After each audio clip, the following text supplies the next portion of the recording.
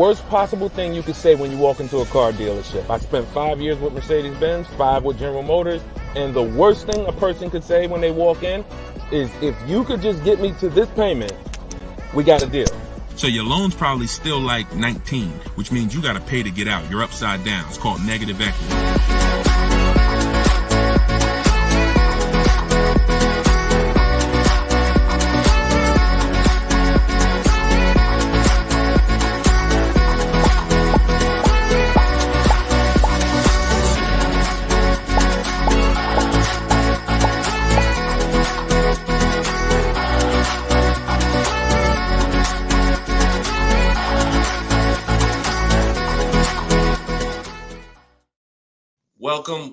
Welcome to episode 10 of Car Shopping Questions and Answers. I'm your host, Deshone the Auto Advisor.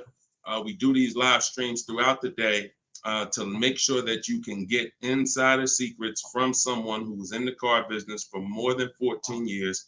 Technically, I've been in it since 2006, even though I left in 2020 to focus on educating anyone who's willing to listen. And so those who listen to me, you're going to see throughout this show that they get below market deals. They get cars in 30 minutes from home.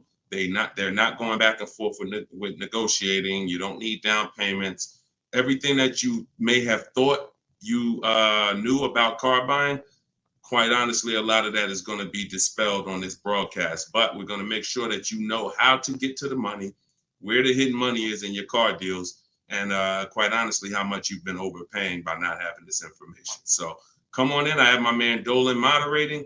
We're live on 4 platforms. You guys can start typing your questions. And while we get the first couple questions coming in, let's do some housekeeping. If you're going to spend some time with us on TikTok, if y'all could start tapping the screen, running the likes up, so we can let TikTok know that we're about to talk some serious business here. And it lets TikTok know that they need to get some more people over here. So also, you want to share this with your best friend. Last thing you want is for you to use these strategies, save a ton of money, and then your friend a year from now is telling you how they got a car and they got ripped off and they lost thousands of dollars. And then you tell them about our show and they're like, wait, why didn't you tell me about that last year when you were watching? So tag your best friend. Shout out to the sharers. Also, while we're waiting for the first couple questions, let's do some housekeeping. Some of you don't know me. My name is Deshone the Auto Advisor. I'm the author of the new digital book, Cars from Home, 7 Steps to Saving Time, Money, and Avoiding Dealerships. We're rated 4.94 on Goodreads.com. Thank you to everyone who's rated the book. And we just got another rating, which is awesome. We appreciate it. And I'll read a little bit of it just so you can understand the magnitude of what's in this book. And everyone can get it for 75% off while you're here. But this one just came in. It says, this book is outstanding, a must-have for anyone seeking to buy, lease, or even sell a car.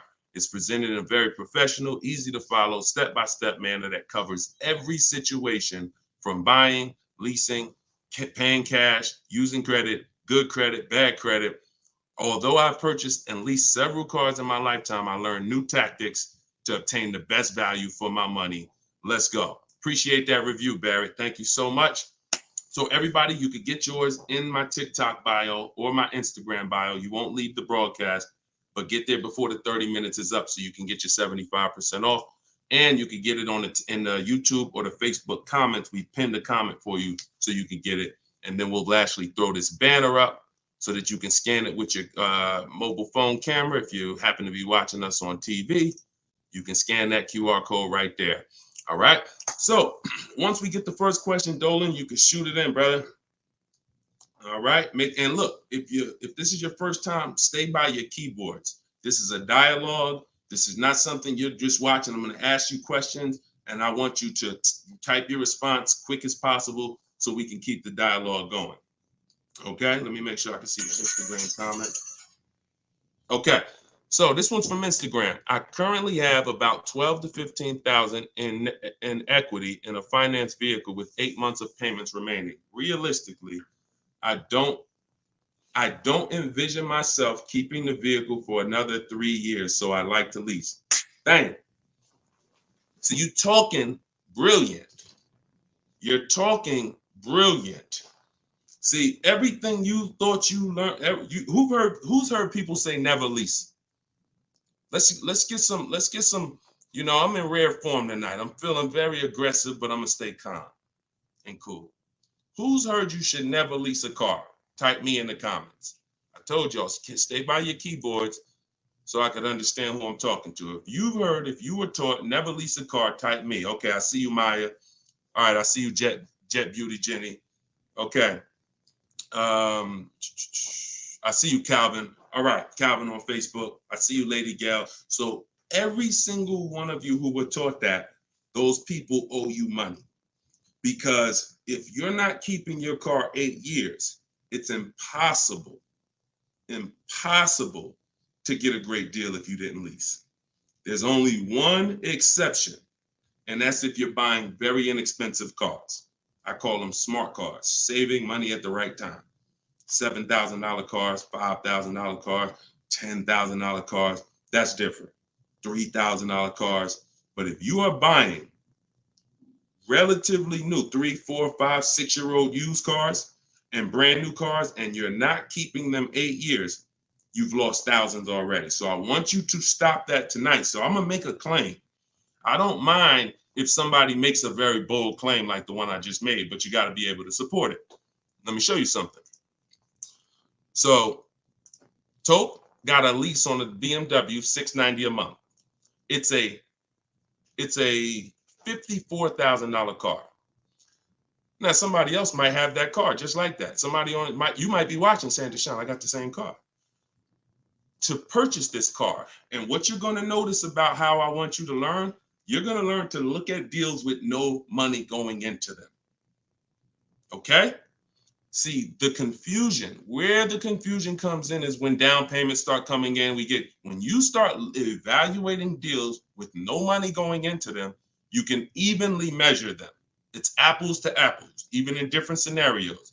So no money down, she's driving a $54,000 BMW. Now she used our system, she got bids, so she didn't negotiate for this. She stayed at home and let these deals come to her. That same car would be $1,100 a month to buy, because some of you know every $5,000 on a purchase price, every $5,000 that you're going to borrow on a loan, on a 5-year loan, is about $100 a month, depending on the interest rate. Now, I want to give you a scenario that will never happen, but I just want to hammer home that if you didn't lease, but you should have leased, you can't get a great deal. And we're going to stop doing that. Now, watch this. Let's say you happen to walk in and you're looking at the same BMW Tope got. Brand new BMW, never driven before. What would be an unbelievable discount for that vehicle? You just so happen to catch a deal asleep in desperation mode. He says, look, I got to get rid of this car right now. What would be an unbelievable discount off a brand new BMW? Like the best deal that you could realistically get, where you would say, man, he took off all of that money. Throw some numbers out there. I'm about to prove my point. Why it doesn't matter how much money you save, if you put your deal on the wrong foundation, you can't get a good deal. Let's throw some numbers out. You see? Come on. Look, okay, y'all must be thinking. Okay, Coco Love, I like that. 20% off. I like that. So 20% off a brand new BMW. Can we all agree that if you walked in, you got 20% off a brand new car? That would be like, okay, Ted Chu said the same thing on Facebook. I like that. So let's just say, I'm gonna pull up my calculator, right? Pull up my calculator. She walks in, brand new BMW, $54,000. She gets it for 80% of what it costs. That's $43,000. I just told you every $5,000 is about how much per month? $100. So once we put our tax in here, let's not even put all the tax. Let's just round it up to 45. Tax is probably going to take it up to 46 with fees, 47. Let's just say 45. 45,000, y'all. Our payment's $900 a month. 5-year loan. That's with an unbelievable, never before seen discount. Remember that too. What is Tope paying? No money going into the deal. Do you see what I'm saying? Or if it's clicking, type clear. If it's clicking, that's an unbelievable, unheard of deal. Brand new BMW, desperate price. Please take it. I'm paying you to take it. Take 20% off the price.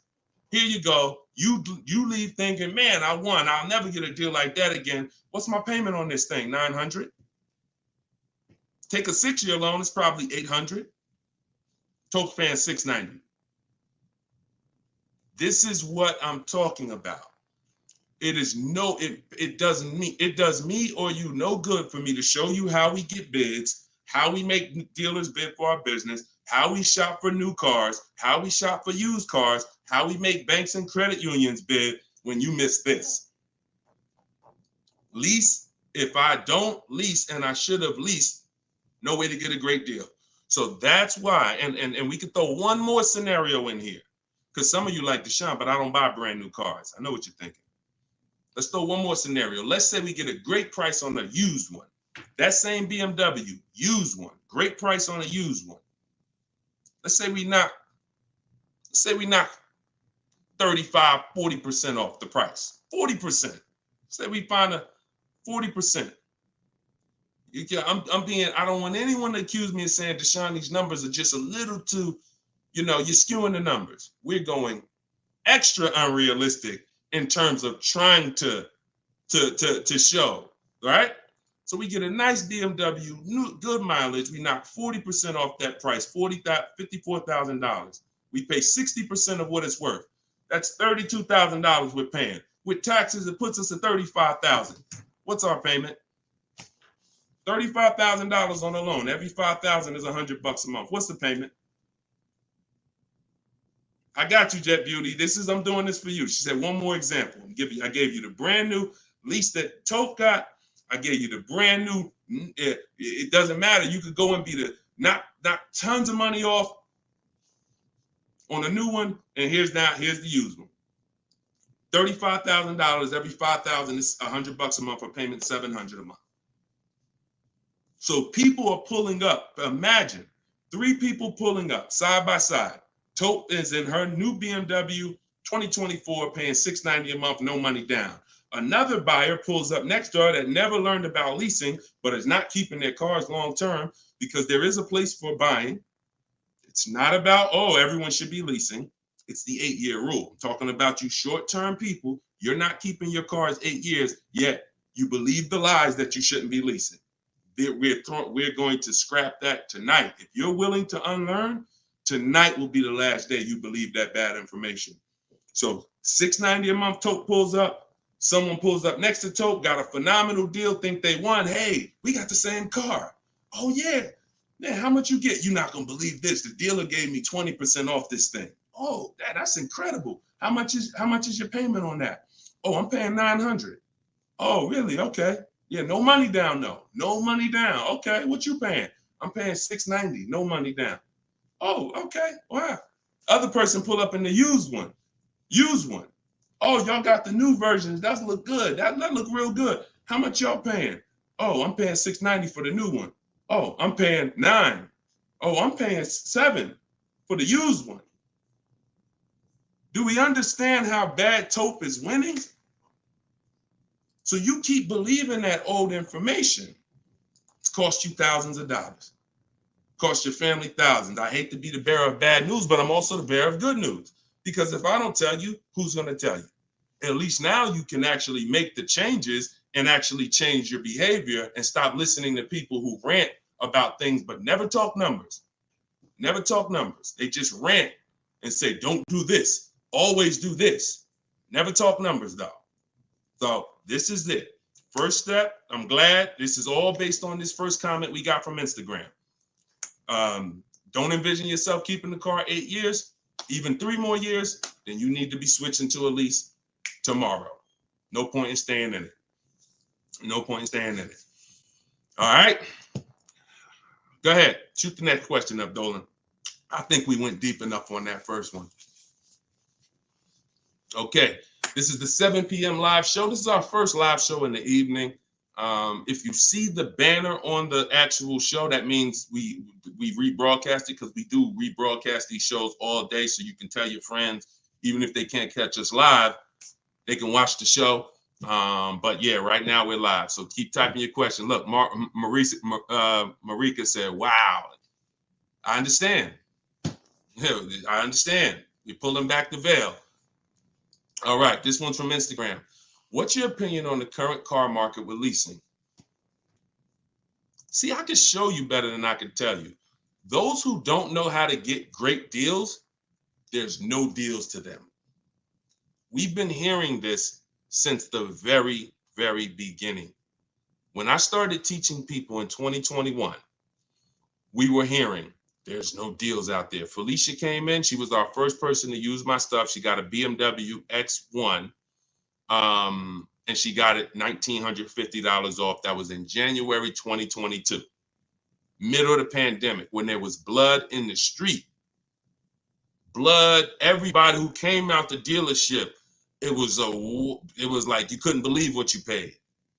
And God willing, you didn't have to buy in those scenarios, or if you use my strategies, you did okay. But those who had to buy, I told you how dangerous it was back then, because dealers were charging 5, 10, 15 grand over sticker and getting it. Meanwhile, Felicia came in, she got a $1,950 discount off a white BMW, not a purple one that no one wanted, white one. Bonita, I always use Bonita because Bonita was middle of the, look, 2022, December 2022. Got 600 down, 600 a month on a brand new Kia Telluride. So our vantage point is different. I get it. To you, yo, there's no deals out there. To us, it's never been no deals. It's deals everywhere. Everywhere. Look, Frena. Some of you saw Frena. Just got a brand new lease. $579 a month. $65,000 vehicle. Ridiculous deal on the Jeep Grand Cherokee Hybrid. Ridiculous. Under 1% lease deal. So, I mean, Deshone, what about purchasing though? Well, it's easier to get purchase deals because there's no lease program. All you need is a huge discount from the dealer. When you're leasing, you need a huge discount from the dealer and a good lease program. So, but here's Sean, $73,000 F-150 Lightning just recently. Look, $20,000 off he's getting. It's just what you know. And I'm not the most proud of the fact I can get deals. I'm sure there's probably not one of you who doubt if this guy was in the car business, worked for Mercedes, worked for General Motors, he's clearly good at this. Of course he can get deals. That's why I don't even talk about the deals I get. I always show the people who use the stuff that I teach so that you could understand that you could get deals. You just need to change your strategies. Stop shopping like it's 1990. You get what I'm saying? You're shopping like it's 1990. No disrespect. I'm just telling you, look and analyze yourself. What about how you shop is different than how our parents shopped in the 90s? So this is what you need to change. And when you change and you start listening to what I'm telling you, you start sitting at home and you start going online and start making these dealers come to you and getting bids while you sit at home, making these banks come to you and getting bids while you sit at home, and not trading your cars anymore, getting bids from online buyers, you're going to save the same money. You're going to save the same money they're saving. Easier than you've ever saved it before. Okay? Change your strategy. That's what we do here. Okay? All of this is out of my new book. You can put the next question up, Dolan. Cars from Home. It's a digital book. You can get it for 75% off in the TikTok comments. You won't leave the broadcast. It's normally $97. But you get it for $24 as long as you get there before the 30 minutes is up. It'll be in your inbox. Same thing in my Instagram bio. Click the link, grab your copy, and then we got comments in the comment section. We have the link pinned for you guys on Facebook and YouTube, so you can get your copy for 75% off. Okay. TikTok. How do I know what the percentage is for lease deals for Mercedes-Benz? When I return my lease, do I have to replace the tires and brakes? If they're bald, yes. Or you're just going to pay for them. And the same thing that would lose you money if you own the car, lose you money if you're returning the lease. If you have a big dent on a car and you go to sell it, people are going to take off money for that, right? If you go and sell a car and you like, hey, yeah, I want to sell this car, and everybody looks and the tires are completely bald, they're going to take off money for that, right? Exactly.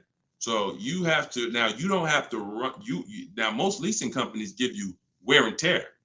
So I know you may have been thought, oh, I got to keep a lease perfect. No, absolutely not. They give you normal wear and tear. They allow you to have normal wear and tear, scratches, dings, you can even run the tires down pretty low. But when you start getting excess wear and tear, bald tires to the point where they're dangerous, dents, big dents, cracks in the glass, this stuff you're going to be billed for. And that's perfectly natural. Now, in the case of what is a good lease deal for Mercedes-Benz, it's not brand specific. Watch this, y'all. A good lease deal is a good lease deal no matter what. See, the name of the game with leases, if you're not keeping your cars 8 years, because there's a different way to win with cars, and that's keeping them long enough to where they're not depreciating a lot anymore. That's usually going to be at least 8 years before you start winning, and you can catch up with the good deals that lease people are getting. You see these payments they're paying. You saw the scenarios I put when, buying the used car, leasing, getting a great deal, buying the new car. In order for them to catch up to that lease deal, they need to keep their cars a very long time, 8 years minimum, so that they can start to recoup some of the money they're putting into these cars that a person who's leasing isn't. So long-term ownership is the way to win. 8, 10, 12, 15 years. Leases, great lease deals is the way to win. But that middle stuff, buying cars, switching them in 2 years, loss. Buying cars, switching them in 4 years, loss. 6 years, loss. Leasing the car and then buying it, so you go from a lease to a purchase, different, loss. You're stuck in the middle. So when we're looking at lease deals, y'all, we're using an old principle, which is the 1% rule. The 1% rule on great lease deals has always been around. As long as I've been in the car business, it was around. So if your lease deal was 1% of the MSRP of the car with no money out of pocket, you stole the car. You stole a car. And I got tons of those deals. I never paid more than that. Before 2019, that was my last time I leased, I had 4 Infinities, and I had 2 Pontiac G6s when I was with GM, and I had a Jeep Grand Cherokee. Those are the cars that I have leased. Matter of fact, I only leased one of the Pontiacs, then I bought a used one. So I had 1 Pontiac, 4 Infinities, and 1 G6. And 1 Jeep. 6 leases I've had, all under 1%. So that's a steal. But what I found is people were signing bad lease deals and not knowing, well, what's a bad lease deal? If that's a steal, then what's a good lease deal and what's a bad one? The only parameter for a bad lease deal is you paid too much for a car you're giving back. So if you pay, and I created the 1.5% rule, what that looks like is if you're leasing a $40,000 car and your payment's 1.5%, 1.5%, that's $600 a month. That is the max. Because when you multiply that by 36 months, you're $21,600. On a $40,000 car, once you take your taxes and everything, you're probably about 44. So paying 21 over 3 years, not that bad. That's the max though. That is the max. Max, you don't go into a dealer, hey, man, you got to get me under 1.5%. No one who's learning from me has a goal to be at 1.5%. If that's the best deal out of all the offers we get, then that's different. But once you go over 1.5%, look, $650 a month, that same car, you're paying $23,000 for. You're paying more than that for a car you're giving back in 3 years. So this is why we had to have that. Now, between 1% and 1.5, that's a good deal. Between 1% and 1.5, good deal.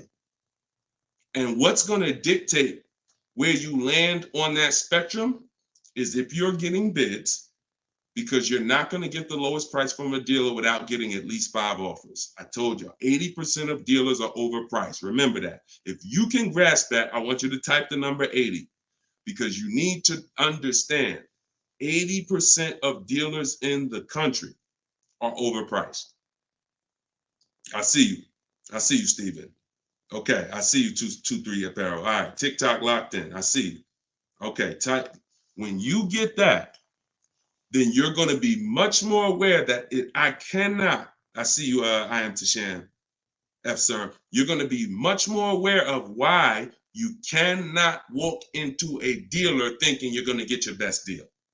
Because if there's 10 dealers on the street, 10, now what you should be saying is 8 are overpriced.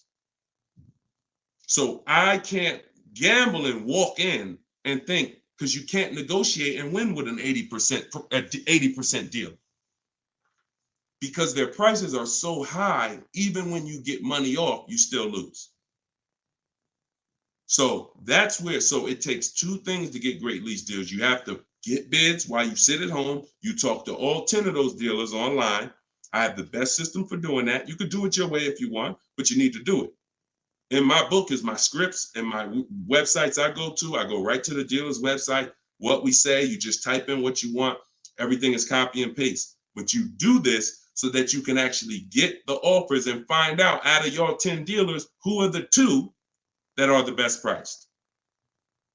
That's the whole goal. So you need that to get a great lease deal, a big discount from the winning dealer, and then you need a good lease program. That's what dictates where you're going to fall in that spectrum.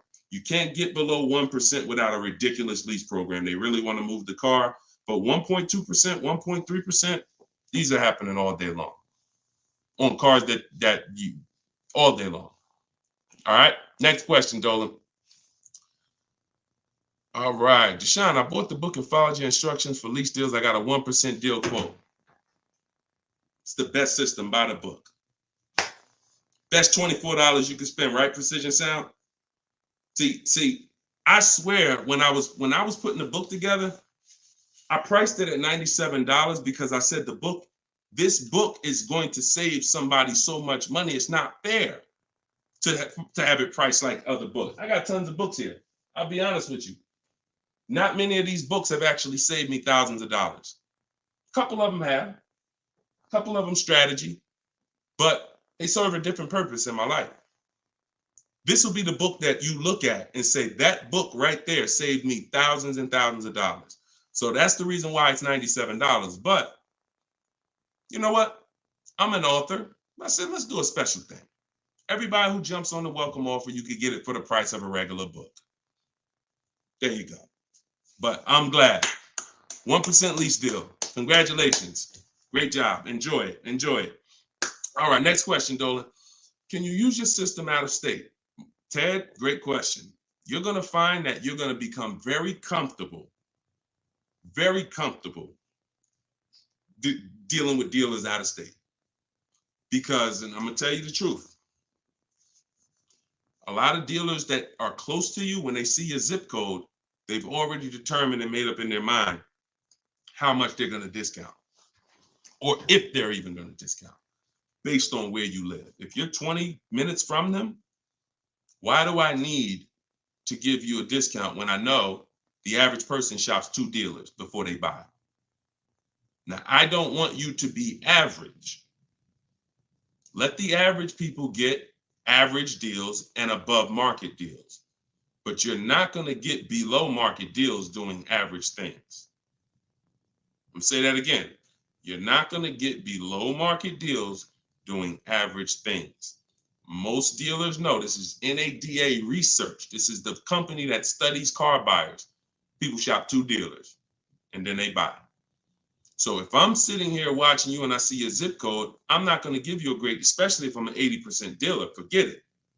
But when you start talking to these dealers that are 45 minutes away from you, an hour away from you, now they'll never see you without the online tools. And what we want to do is these smaller dealers that are usually that don't have the foot traffic, we want to give them the opportunity because they want to be able to compete with the dealers in the city. And if it's up to walking in, they'll never have that opportunity. But when it's online shopping, they get the same opportunities, and they will sometimes take that opportunity and make sure they beat their competition. going back to Sean's deal, very important to see this.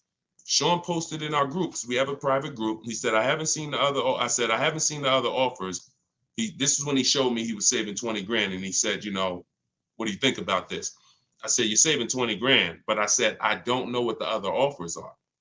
Because what if you could save 25? Don't get excited about one offer. You got to get 5. I sold a car, a Maybach, and years ago, it had a $20,000 rebate on it. What if this car had a $20,000 rebate? We don't know. So he said, look, I got 15 offers.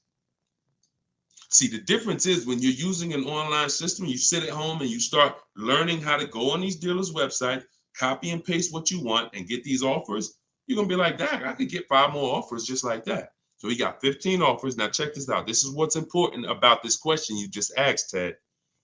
I couldn't find anything under MSRP locally. He expanded his search to 150 miles and he found this deal. So a dealer that was over 100 miles away from him made him this offer. None of the dealers close. Very important. So you want to get comfortable shopping out of state. And when you know how to do it the right way, especially on new cars and leases, it's easy because it's new cars. They're cookie cutter. You know, everyone has the same. Little bit more precision when you're buying a used car. But even that, don't be scared. We've had plenty of people drive an hour to get a used car, hour and a half. If that's where the best price used car is, if I'm saving $4,000, I'm gonna go over there. I'm gonna get a hotel room for $60, and I'm gonna get my car. I'm going to where the money is, not staying here because I want to be comfortable and I'll just pay more because I just want to be convenient. You know what I'm saying? Great question, though. Go ahead, Dolan. Next question. Steven, you clicked that picture of me. He said, what do I click to get the book? Click that picture of me. Even on Instagram, there's a picture of me at the top. And you can go right to that website and you'll see a button at the top that says get the book for 75% off. So get your book before the 30 minutes is up so you can get your 75% off. This is Thomas on Facebook. What's your opinion on military members using this method? I move every 3 to 4 years. So do you think it's wise to get rid of my car note to own and lease? It's a great question. You need at least 3 years.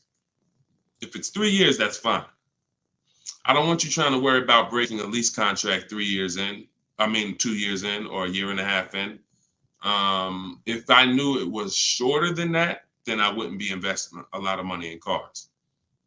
I'd have like a, $10,000 car, $8,000 car, because you can't replace cars that fast. Some of you know I do this all the time. I show you, this is the depreciation scale. Whenever you see this, you think unseen. This is the unseen expense, the depreciation scale.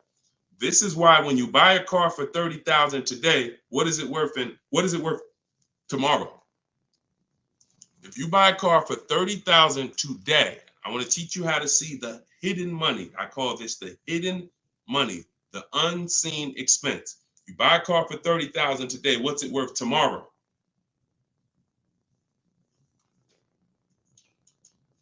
Throw some numbers out there. Let's see Instagram. I'm just talking 24 hours later. You bring the car back 24 hours later. Is it still worth $30,000? Right? Look, iHeart said 22. Maybe not that much the next day, but you could be. You could be 25, 29. Look, it's worth less, right? So now that's the beginning. Now you park that car outside your driveway a year. Don't touch it. Don't drive it. You paid $30,000 for it. Come back a year later. What's it worth? Now we're getting into those 25s, 22, 20. Look, you never drove it. You didn't drive it one single mile. That's what we are. And look, that's happening the first 5 years that you have the car. Now, there's one exception, Thomas, if I'm you. if I can get 3 to 4 years, I'm leasing. No doubt about it. 3 to 4 years, I'm leasing.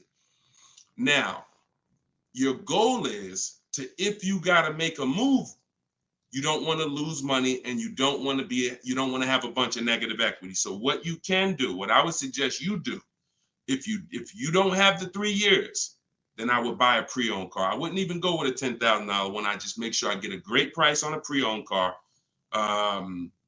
so that with pre-owned cars, you can swap out and you don't lose. Compared to someone who's leasing, though, you will, because you're going to pay about the same amount they're going to pay, but they're going to have a brand new car and you're going to have a used one. But that's the risk you have to take, because if you try to lease and then you end up having to get out of it in a year, no, can't break that contract that easily and you're going to lose money. So if you got 3 years, I'd lease for sure. If you only got 2, then I get a great deal on a pre-owned car. And then that way I'm safe. If I do need to get out of it, I can sell it and probably break even within a 2-year period, because it's not going to depreciate as much as a used car. I mean, as much as a new car. Okay? If you got 3-4 years, man, lease. When a lot of you, when you realize I'm not talking to you who are keeping cars 8 years. If you have a car outside your house for 8 years or longer, type me. Matter of fact, type K. We call that a keeper. You got to be able to distinguish the difference in these scenarios. Anything outside your house for longer than 8 years is a keeper. We're not even comparing leasing. But when your kids come to you and say, Mom, Dad, I want a car, we don't automatically make them this is going to be a keeper. You're going to keep this thing for 8, 9, 10 years. No, I'm not. I'm going to keep this car maybe 5 years. Okay, then you should be leasing. Okay, your spouse. Me and my wife did it all the time. We had one car that we bought. That was the Pontiac G6. And then we would lease a car and we would rotate the lease. So you can have both. But the key is knowing every time you're about to buy a car, the first question is, how many years am I keeping the car? And if it's not 8, then you should be shopping for great lease deals. If it's 8 or more, then you should be buying. Very simple rules, boundaries based on numbers. All right. Go ahead, shoot the next one up, Dolan. Great question, Thomas. And anybody who's in that situation, that's a good strategy for you guys to follow. YouTube, 6 months left on my 36-month lease, 12,000 miles per year. Things came up and I had to use the car every day, 99,000 miles so far. What can I do? You pay. Now, what you can do is you're going to do an equity assessment. There's 3 ways you're going to work that you compare this. 3 ways, and you're trying to see which one is you're going to bite a bullet because you use the mileage. And again, I want to make it clear, had you purchased the car and put that same amount of mileage on it, your value of your car wouldn't have been like this. That's the average driver. Average driver, their value's dropping like this. That's average. You lose, a couple thousand every year, 5,000. You lose percentages. 20% the first year, 15%, 10%, 12%, 10%. That's the average driver. If you bought it, you'd have lost probably 25% in 1 year based on the way you drive. So it's not a matter of, I leased, I shouldn't have leased. No, this is what happens if you don't cater the lease to the lifestyle. And sometimes you have a lifestyle change, but it doesn't change the fact we have to account for the mileage you use. So we're going to do an equity assessment. You're going to see, if I sold this car, because the reason you're going to do this first is because you want to see what the highest bidders would pay. CarMax, Driveway. This is step 2 in my book, equity assessment. CarMax, Driveway, Carvana, Kelly's Blue Book, instant cash offer. Do not use Blue Book. Please do not come to me talking about what Blue Book said your car is worth. We don't use algorithm sites. We get real offers. Cash offers is all that matters to us. Okay? Kelly's Blue Book, instant cash offer. AutoNation, sell my car, and Car Guru, sell my car. That's 6 offers. And you're going to get that after you get your payoff. Now, you're going to see how upside down you are. And once you see that, okay, I'm upside down, How many miles did you contract for? Oh, 12,000 miles a year. Okay, so all right. So once you see, all right, my highest offer is 23,000, but your payoff might be, 30. Then that means you're $7,000 upside down. So now you can compare paying that money to now saying, all right, well, what happens if I return the car? Now, this is the second scenario. First scenario, when your over mileage is selling it. What does that look like? Second scenario is actually taking the mileage penalty, because I just told you $7,000 is the bill over there. In that scenario, mileage penalty, you contracted for 36,000 miles and you got 99 on it. So 99.8 minus 36,000 miles, you 63,000 miles over, and you're probably going to be charged 25 cents per mile. So that's a $16,000 mileage penalty that's coming if you stayed to the end. So that's why you want to compare selling, paying the difference. If you got some cash on hand, that would be the best way to do it. Now, the last thing that you can do, which is, see, I don't like these scenarios because these are negative equity scenarios with leases, and we really shouldn't. Besides an emergency, we really should not be in negative equity situations with leases, only finances. But your last scenario is, once you see how much your car is worth from the offers, you're now going to try to roll that negative equity over and get someone to pay the bill and wrap the new deal with the negative equity. So you're going to get bids for whatever car you want to replace it with.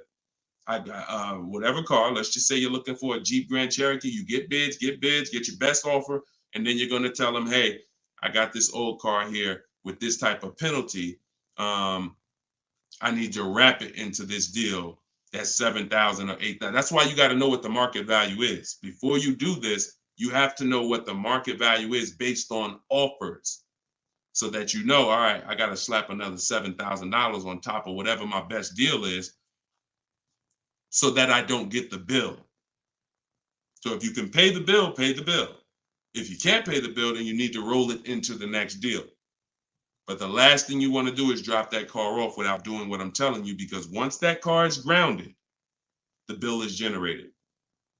It's nothing out of it. So everything you have to do is now, because if you ground that car with that mileage, the bill is automatically coming. There's nothing you can do to get out of it. So follow those steps, do the equity assessment.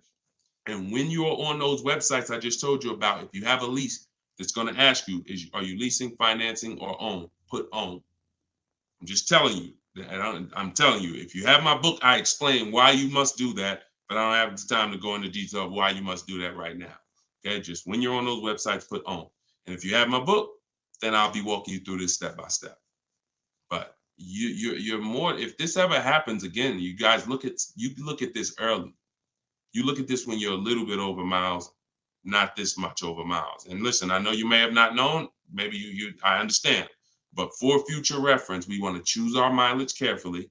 And if we find ourselves going over by thousands and thousands of miles, we want to make a move and do this same scenario sooner than later. Okay? Best thing I can tell you. You got to bite the bullet. We just need to find the smallest bullet to bite. Okay? All right, next question, Dolan. That's a good one. Common situation. All right. All right, go ahead, Dolan. All right, here we go. This is Ted. A couple other things real quick. I'm upside down in my current car loan, but the payment is cool. Still want the same or lower payment on the next purchase. Is this covered in the book? By the way, I already copied the book just in case I have to pivot. Wonderful, wonderful. So, I think you said you were switching to a lease, right, Ted? But you're upside down. So if you are in a finance, what you're going to find with great lease deals is you can usually switch, and if you use what's in that book, get your great lease deal, you'll usually even bring in some negative equity over, you're still going to be in a comfortable payment range, because a purchase is so much higher than a great lease deal. So a purchase, unless you put a ton of money down, a purchase is just so much but you can't control that. All you can do is do your equity assessment, like I walk you through in the book, and then determine what you're going to do with the negative equity. Pay the difference or transfer it. And once you're transferring, you get your bids, and then you bring your negative equity on top and you see what it is. There's no point in worrying about what you can't control. But I can tell you that most times switching from a lease to a finance to a lease, you're getting more car and you're usually dropping your payment, especially if you buy new cars. If you buy new cars, forget it. You're dropping your payment dramatically. So you can still move negative equity over. But even on used cars, you're going to see that just going from a finance, you saw the scenarios. If you were here at the beginning of the show when I started those 3 scenarios, you saw how different the payments were. So that lease gives you so much room to customize, bring over some negative equity, and still be better payment-wise than purchasing. Okay? So yeah, keep me posted, man. Make sure you send me your success story. Thomas just got the book. When will the next session be for the step-by-step breakdown? I don't do a step-by-step breakdown. Look, I'm talking to the public, and here's what I won't do, because it's just not fair. I'm not going to spend a lot of time talking to people who have the book, because the book is step by step. Every now and then, Dolan pulls a question in, great, but I'm talking to people who don't have the book. I'm not going to make the whole show talking to people who have the book, because quite honestly, like I said, I got a lot of books up here. I can't talk to one of these authors. If I'm reading something from, this author over here, but the book is set up in a step-by-step way. So just use it and win with it. All right. Go ahead. Shoot the next question up, Dolan. It just would be corny. That'd be corny. Oh, he's only talking to people that got his book. No, we're not doing that.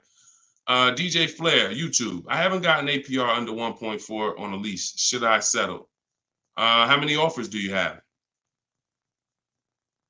Now I'm looking at the comment section, DJ Flair. I need you, if you're going to ask a short question and then I'm asking you a follow-up question, I need you to type fast. And that's a quick look. Number, send. 3, send. 1, send. You know what I'm saying? I can't spend too much time if you're not right close to your keyboard. So okay, let's put it like this. If you don't have, I see you, Coach Troy. Thank you so much. Thank you to the people who support the broadcast too. I appreciate it. And shout out to the sharers. Shout out to the sharers. I see you, Body Gang Nunu. Thanks for everybody that's sharing the broadcast. Your friends will be mad at you if they find out you've been using this stuff and you didn't tell them, especially your best friend, your closest friend. If you've been using this stuff and you didn't tag them, go ahead.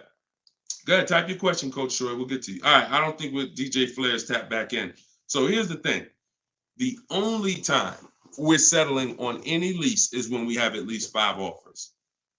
Because when you shop the right way, and anyone who shopped using my stuff can attest to this, when you shop the right way, you're going to see on a regular lease, any vehicle you name, you're going to see $150 to $200 a month difference. I told y'all, I'm not just telling you 80% of dealers are overpriced. You're going to prove it to yourself. 80% of dealers are overpriced, and you're going to prove it to yourself when you look at all those offers and you see that one dealer is at $450, another dealer is at $490, another dealer is at $530, another dealer is at $590, another dealer is at $6. We've been doing this. I've been working with people since 2021. I got over 1,600 people in my personal, coaching program, and we got thousands of people that have the book. So when we get the offers, that's what we see. So the only way we will settle on a 1.4% lease is if we know that's the lowest offer in the market.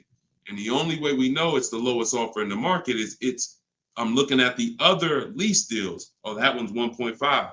That one's 1.7. That one's 1.75. That one's 1.8.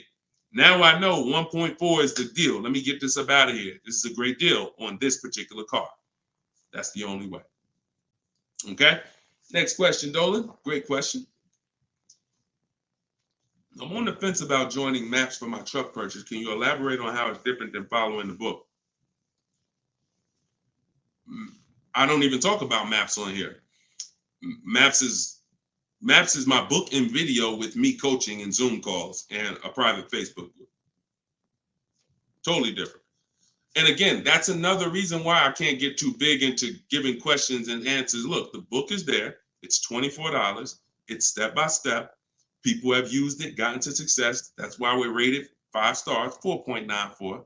But that's why we're rated high. That's why people are writing me. Look, we just got this today. So when I get this stuff like that, the only time I'm going to engage with thousands of people who got the book is when I know the book is not really complete. It's not complete, but we know the book's complete. So when Tiffany sends me this, look, I just got this from Tiffany. Look. I believe we got a great deal. Look, 2024 Mazda CX-90, $44,820 on the sticker. Discount was $6,530. That's ridiculous. That was her best offer of all her bids. $65,000. She saved 15% off the price of the car. Brand new car. She just sent me this. So some people are like, Deshone, you know what? I can follow the book. This is my thing. You laid it out step by step. Step 1, 2, 3, 4, 5, 6, 7 is delivery. Step 7 is literally getting ready for delivery. So, but Maps is totally different. Maps is the program I launched in 2021 that I work personally with people. We do coaching calls, and we and everything in the book is in video form. So you're not reading, you're just watching step-by-step video. So you could email me about that, and we could talk about that another time. All right? You get what's right for you. Go ahead. Next one, Dolan. All right. What if you drive too many miles daily? You just pick your miles. You choose your miles wisely. You can see, here's what I want you to understand.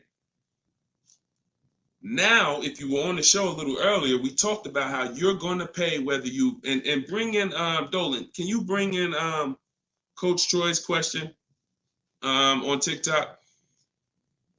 Here's what you have to be very clear on. You pay for the miles whether you purchase or lease. That's why I want you to think about that. Depreciation scale. If I drive 0 miles, my car is worth less in a year. If I drive average miles, it's worth less in a year. If I drive high miles, it's worth less in a year. Ain't got nothing to do with whether you leased it or you bought it. If you bought it, that's what's happening. So the purpose of the lease is to know I'm not keeping my car 8 years. So I'm going to look to replace the car while it's dropping in value like this. If I buy it, this is year 1, this is year 2, this is year 3, this is year 4. Once you get about year 6, it starts to round out. You're losing less value, year 7, year 8. But you still need to catch up to the person who leased because they haven't put all this money in the car that you have. That's why it's the 8-year rule. But if you're like, Deshone, I know I'm not keeping the car 8 years. Your goal is to beat the depreciation in. How do I get a car without taking this type of loss? That's a lease. That's a great lease deal. Not an average lease deal, not these commercials. None of these lease deals y'all saw in the show today was based on a commercial. Nothing. They were probably thousands better. Do never look at commercials and think, oh, that's a lease deal. Absolutely not. Absolutely not. So what you're going to do is you're going to assess your miles, see how much you drive to work and back, how many days a week, and you're going to add that up over the year, and you're going to come up with a number. And if it's $18,000 a year, great. I worked for Hyundai for 6 weeks, and I keep the story short, but I worked for them for 6 weeks. I was a manager there. Owner ended up getting indicted.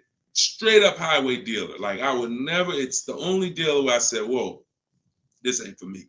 No way. Got out of there in 6 weeks. Gave them their car back that they had me driving. I said, I appreciate it. God bless you. So I end up getting, I had a person who was dropping off their lease. And I was doing the paperwork to ground the lease for them. Hey,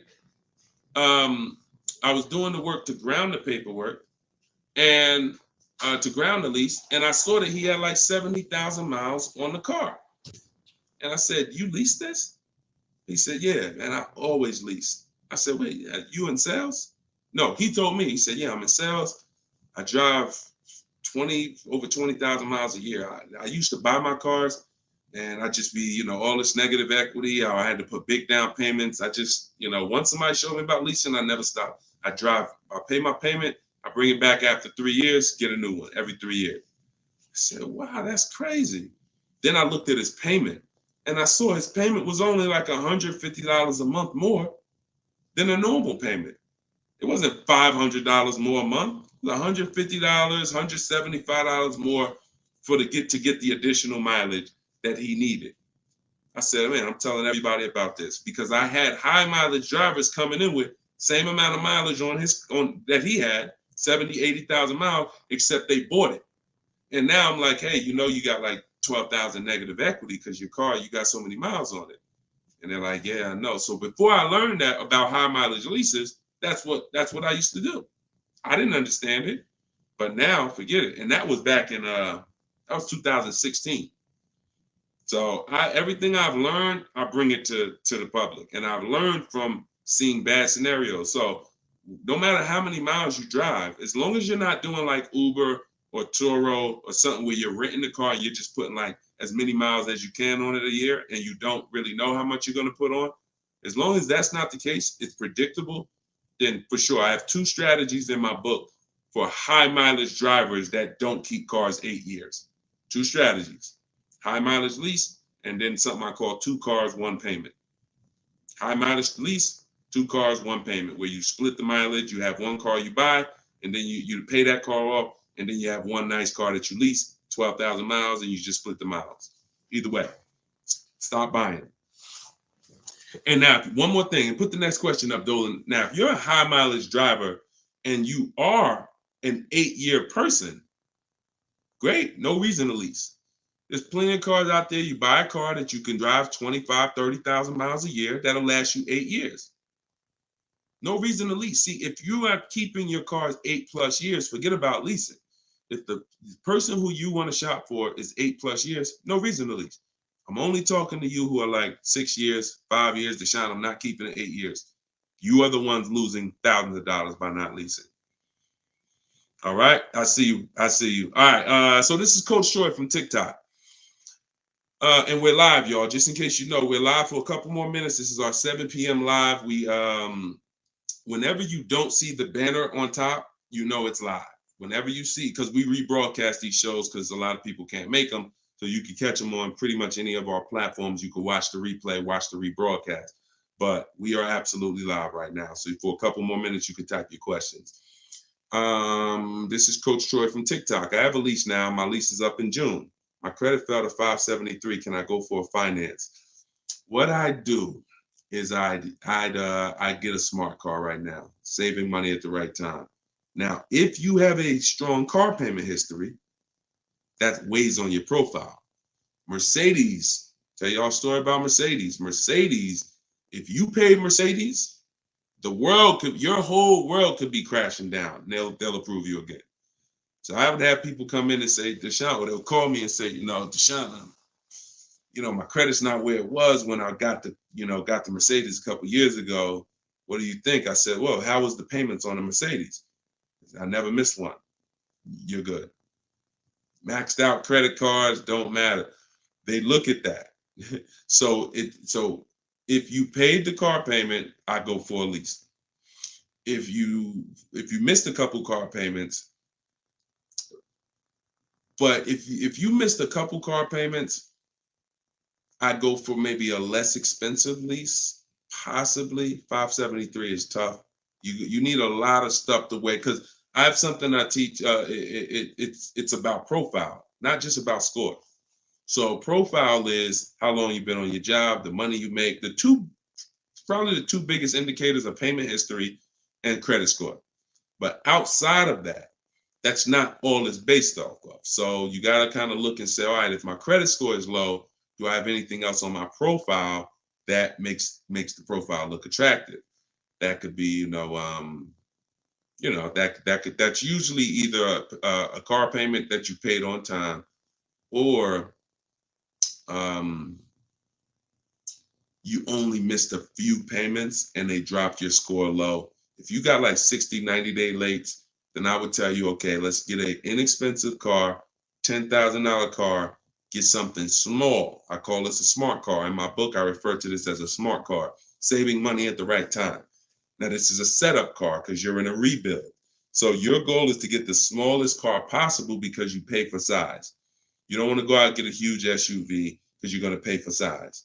If you get something that was brand new, 25,000, I would get it, finance it, try not to get something too old. But the only way you're going to need to get something old is if you're trying to buy an expensive vehicle. If you're trying to buy a Jeep Grand Cherokee that's $45,000 brand new and you're trying to get it for 10 grand, you're going to need it. Old one, and that's usually a sign that we're looking at too much car. So, but if you need an SUV, that's different. But your goal is to sacrifice, get the least expensive quality car. It must last 2 years.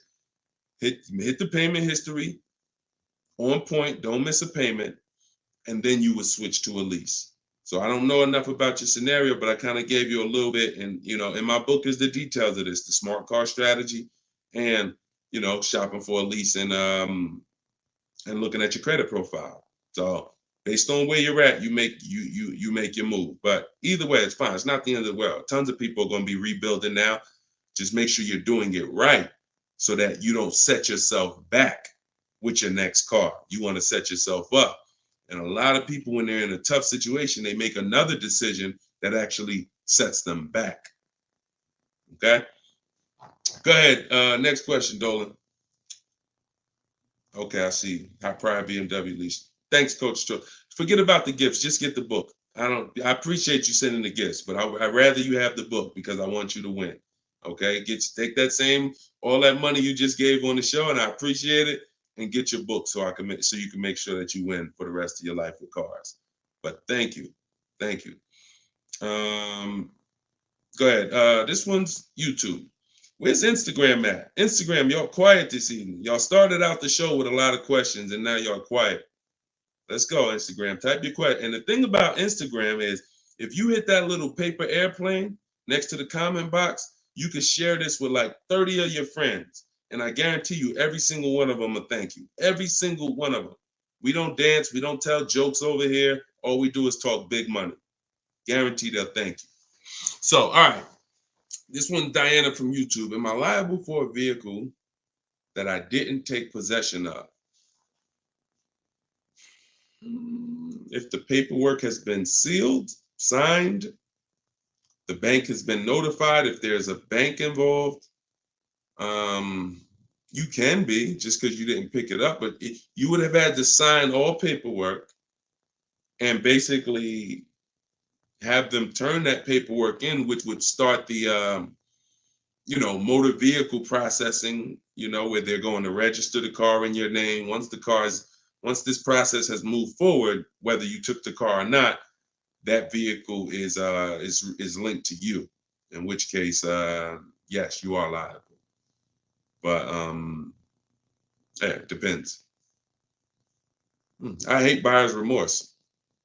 Buyer's remorse sucks, y'all. Buyer's remorse comes. You only get buyer's remorse two ways. You got a bad car or you got a bad price, or both. So you need boundaries to get good cars, quality cars. Choose the right cars that you're gonna like, gonna love, gonna enjoy, so that you don't regret the car. Boundaries to make sure you get a quality car, not a car that's gonna be in the shop, not a car that's gonna break down. Boundaries. You need strategy to make sure you actually get enough offers, so when you accept the offer, you paid the lowest price possible. Offers. So those two things, two types of buyer's remorse: the car and the price. The car, that you're shopping, how you shop, choosing cars, taking your time, knowing what websites to go to make sure the car is quality, going to test drive the cars if you're leasing or buying a new car. That's the shopping boundaries. That's how you make sure you don't get a bad car. When you're looking at a used car, narrowing it down, title history, service records, accident history, and then the strategies. The other buyer's remorse is, I don't like the price. I think I could have paid less. I think I'm overpaying. I'm not comfortable. That comes from getting bids and looking at multiple offers. Got to use this. If you don't use this, that's going to continue. It's impossible for you to eliminate that without those two strategies. Boundaries, shopping strategy. Okay? I hate buyer's remorse. Go ahead. No problem, Coach Troy. I appreciate you. Go ahead, Dolan. Next one. Okay. Oh, we got another success story. Let's go. Okay.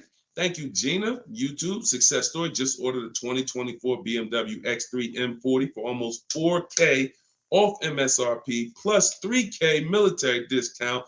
Would have never thought about this being possible. Followed your car shopping for people who hate car shopping book. Don't make me drop the microphone up in here. Gina, $7,000 she's saving from home, getting bids. See, look, I love this.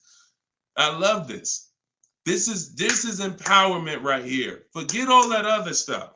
Forget all the other stuff. Is if you use something and it does not save you money, throw it out. But you got to use it. I knew that if you're willing to use what's in my book, if you are willing to take it, trust my process, these are the results. You don't have to be me. You don't have to be Deshone. Gina's not me. Gina didn't even know about this a month ago. Got the book, used the step-by-steps, saving $7,000 off a brand new BMW M40. X3 M40. Come on. Come on. Congratulations. Enjoy it. Great job. I had dealers beating other dealers' prices. I see. Come on. That's the language that I want you talking. That's empowerment right there. There's no buyer's remorse. There's no potential for buyer's remorse. How? I got dealers competing. Yo, all right, you the best right here. You won. The heck? There's no room for buyer's remorse when people were competing, jumping through hoops. Hey, pick me. Here's my offer. Here's my offer. Here's my offer. Come on. All right. I love it. Good job, Gina. Okay, to everyone else who's like, what book did she use? That's my new digital book. It's called Cars from Home. It was originally called Car Shopping for people that hate car shopping, but now it's called Cars from Home. 7 steps to saving time, money, and avoiding dealerships. Has all my templates for new cars, used cars, leases, everything in there. And it's normally $97, but in my TikTok bio, you can get yours for 75% off. In my Instagram bio, click that link and then get your book. You'll pay $24 instead of $97. And in Facebook, YouTube, we got the comments. We got a comment pinned for you guys to get it. Go to deshonsbook.com right there on the screen. Or if you're watching us on TV, you can just scan that QR code with your mobile phone. I want the success stories. I love the success stories. Love it. All right, go ahead, Dolan. We got a couple more minutes. Go ahead. Next one. Okay, this one's Maria from Instagram. Apologies. I had to serial earlier, so I probably missed the answer. Do we include the fees into the payments when calculating the 1.5% rule? Absolutely. Now, the simple way is you don't have to worry about the fees. You're getting offers. Here's all that's important, Maria, when we're getting our lease offers. Total out of pocket is first month's payment only. If someone submits a deal with no first month's payment, you $2,000, $3,000, because some of them will do that. Can you please, resend the offer with just first month's payment? Then 12,000 miles per year. Then we're getting at least 5 offers. And then what we're doing is we're dividing the monthly payment into the MSRP. Dividing the monthly payment into the MSRP, not the selling price. Doesn't matter the selling price. The selling price is what affects the percentage. That affects the percentage. You need the MSRP so you can judge the deal. MSRP. Divide that into the MSRP. That's all you need to know when looking at lease offers. So I can look at 20 lease offers from 20 different people, As long as they are using the format that I told them to submit me the offer in, I can compare 20 offers in 60 seconds, maybe 2 minutes. Boom, boom, boom, boom. All right, this dealer made the best offer. Very simple. Don't worry about fees with leases. Just do those percentages. Everything else will slow you down. All right, great question. All right, wasn't it fun? Look, Precision Soundworks said, wasn't it fun following his steps? I just gotta put that on it. Listen, this game, oh man, come on. Wasn't it fun following his steps? Because you're in control. You're in control. It's fun being in control when you've been buying cars. You've been out of control for all your life. You felt intimidated. You felt like, oh, they're gonna get over on me. I'm gonna say the wrong thing. I'm gonna do the wrong thing. Now it's the total opposite. You're in control. So it becomes fun. My man. I love it. All right, go ahead, Dolan. Okay, this one's from TikTok. My brother totaled my car with only liability insurance. What should I do? Talk to the insurance company. Being underinsured is a real thing. That's called exposed. You're out there with exposure. So liability insurance, yeah, and hopefully it was a very inexpensive car, like a $3,000, $4,000 car. You know, I hope you weren't. You know, hope it wasn't like a $10,000, $12,000, $15,000, $20,000 car. This is why insurance exists. I'm sorry to tell you, like that's some of the worst scenarios. But you know, being underinsured is a real thing. You know, so make sure you're using. I use a company called Insurify.com or Jerry to shop insurance. It shops all the companies for me because you should be shopping for car insurance every single time your car insurance is up. And you know, but yeah, you got to be properly insured because these things happen. Say, look, gap insurance. A lot of people don't know. People will say, "Oh, I won't buy gap insurance," or they'll say, "When I go into the office, never say no to everything." Well, if you needed gap insurance or you needed the right coverage, we either get it from the dealer or we call our insurance company. There's other insurance companies that sell gap insurance, but before we get it from the dealer, we'll call our insurance company or we'll go online. But if you total your car and you owe 25, but the car's net value was 20, you got a $5,000 bill coming. Totaled your car, lost your car. Now here comes a $5,000 bill. Hey, what happened? Gap, exposed. So this insurance thing is very real. So please make sure. I mean, I hope it works out for you, but make sure you have proper insurance coverage. All right, go ahead, Dolan. All right. Great questions. Great questions.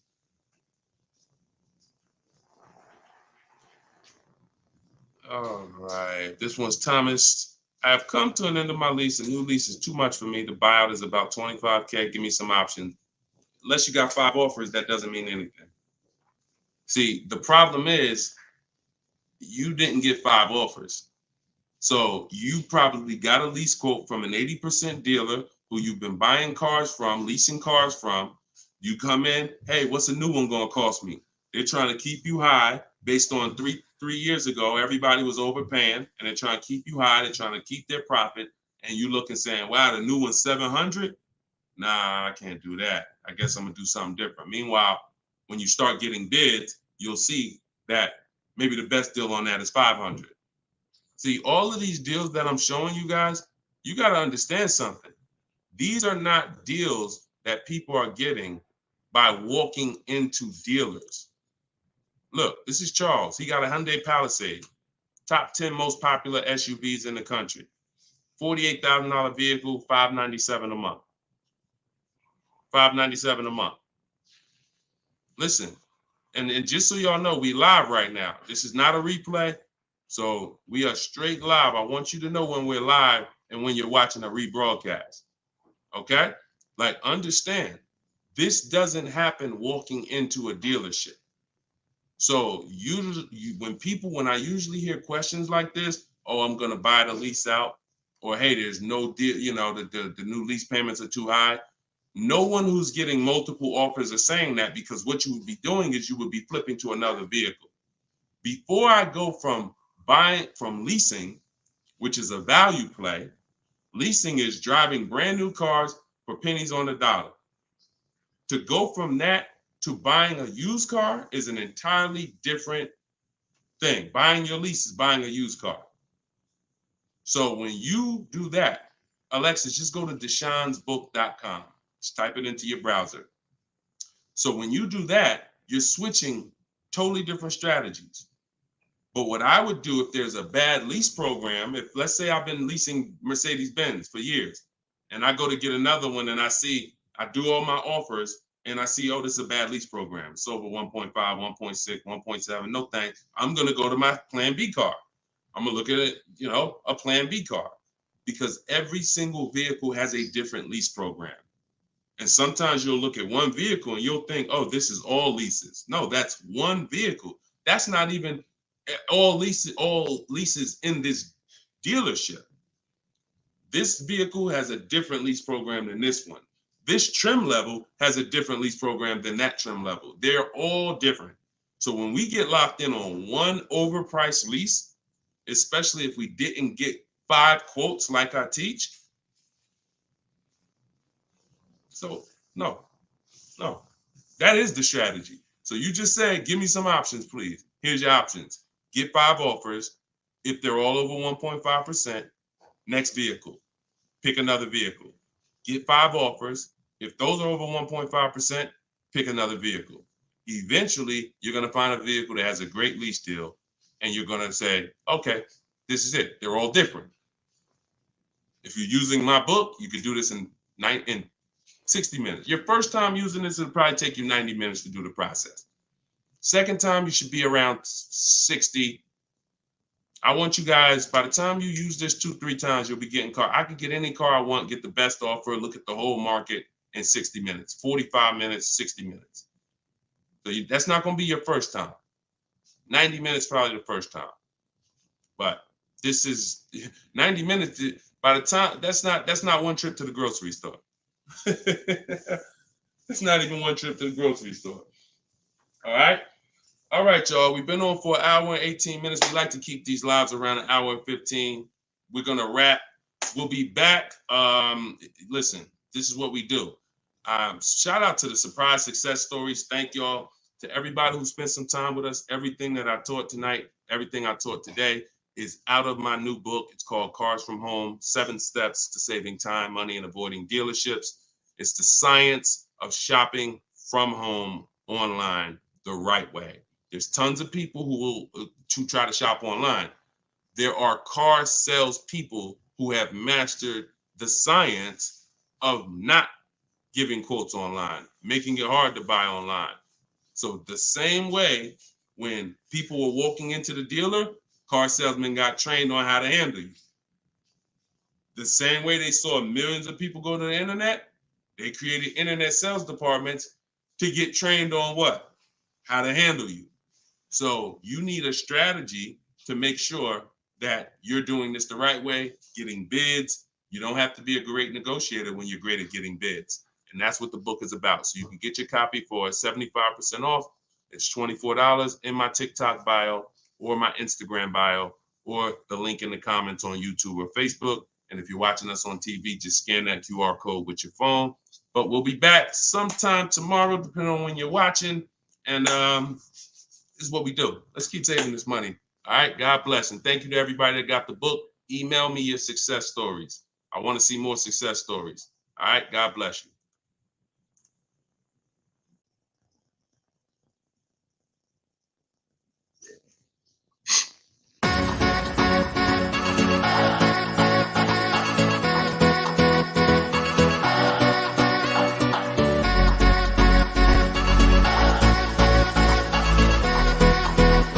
The worst possible thing you could say when you walk into a car dealership. I spent 5 years with Mercedes-Benz, 5 with General Motors, and the worst thing a person could say when they walk in is, if you could just get me to this payment, we got a deal. So your loan's probably still like 19, which means you got to pay to get out. You're upside down. It's called negative equity.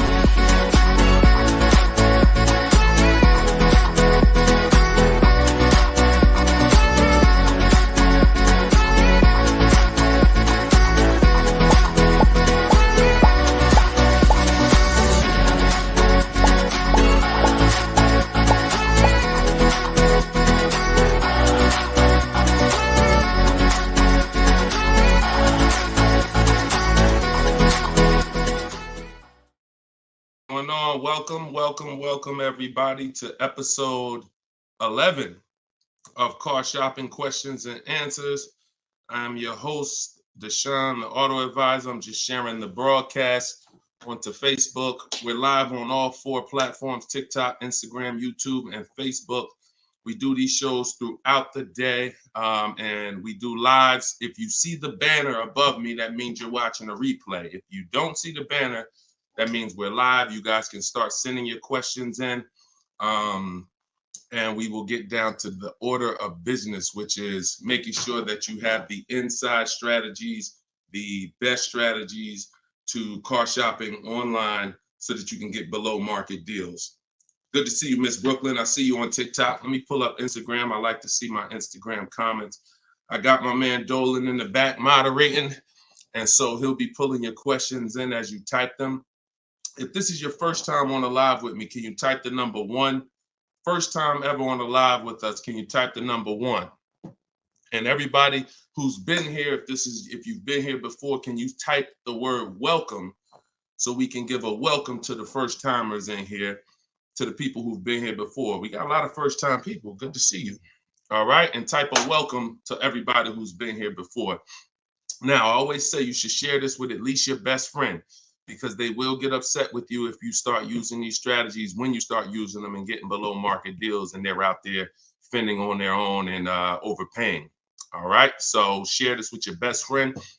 Now, just some housekeeping. I am the author of the new book, Cars from Home, 7 steps, not 70, 7 steps to saving time, money, and avoiding dealerships. We're rated 4.94 on Goodreads.com. So I appreciate all of you who have helped us get to this rating. I'm showing it right here. I think right now we're up to 35 ratings and 28 reviews. I appreciate everyone who's taking the time to review the book. So appreciate it. Everyone can get your copy of Cars from Home, my digital book, in my TikTok bio for 75% off. It's normally $97. You can also get it in my Instagram bio. And then we have a comment in the Facebook and YouTube section pinned so that you can get your copy for 75% off. And we also have the banner for those of you who are watching us on TV. You can simply scan that QR code with your phone to get your 75% off. It'll be in your inbox in 3-4 minutes. Now, something very important to know, that's only for 30 minutes. Once you visit that site, you'll see the 30-minute timer. Once it goes to 0, the price does go back up to $97. So get your book before the 30 minutes. All right. So come on in. Dolan, whenever we get the first question, you guys can start. We can start bringing them in.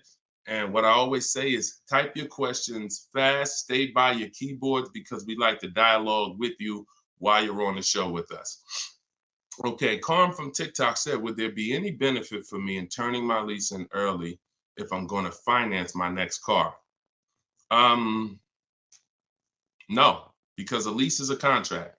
So if when you set out, like with a finance, you could switch it in any time. So finance, it's your prerogative whether you want to, sell that car. Some of you may have been taught you had to kind of have your car. Some of you may have been taught you had to wait and basically have your title before you could sell the car. That's not true. You can sell a car that you own anytime you want, whether there's a loan on it or not. Now, in the case of a lease, it's not like that. You have a set term, usually 36 months, 39 months. We don't do 4-year leases. And so unless you can sell that car and break even through what we call the equity assessment process, where you're going to get cash offers, then no, there's not only is there no benefit, there will be penalties to you doing that. So that's the only way to get out of a lease early, is to sell your way out of it. If you turn it in early, all those payments will be due that you were responsible for. All right. And if you're going into a finance, I hope you're going from a short-term mindset to a long-term mindset. So hopefully you're like, okay, I plan on keeping my next car at least 8 years so that I can make sure I get the benefits of purchasing. There's no other benefit of purchasing, in my opinion. And look, if you guys want to throw some out there, there's no other benefit of purchasing besides the fact you can outlive the depreciation of a car. Paying the car off is not a benefit if you're still seeing massive depreciation. So if your car is losing thousands and thousands of value every year, thousands of dollars in value every year, but it's paid off, who cares? That's a loss.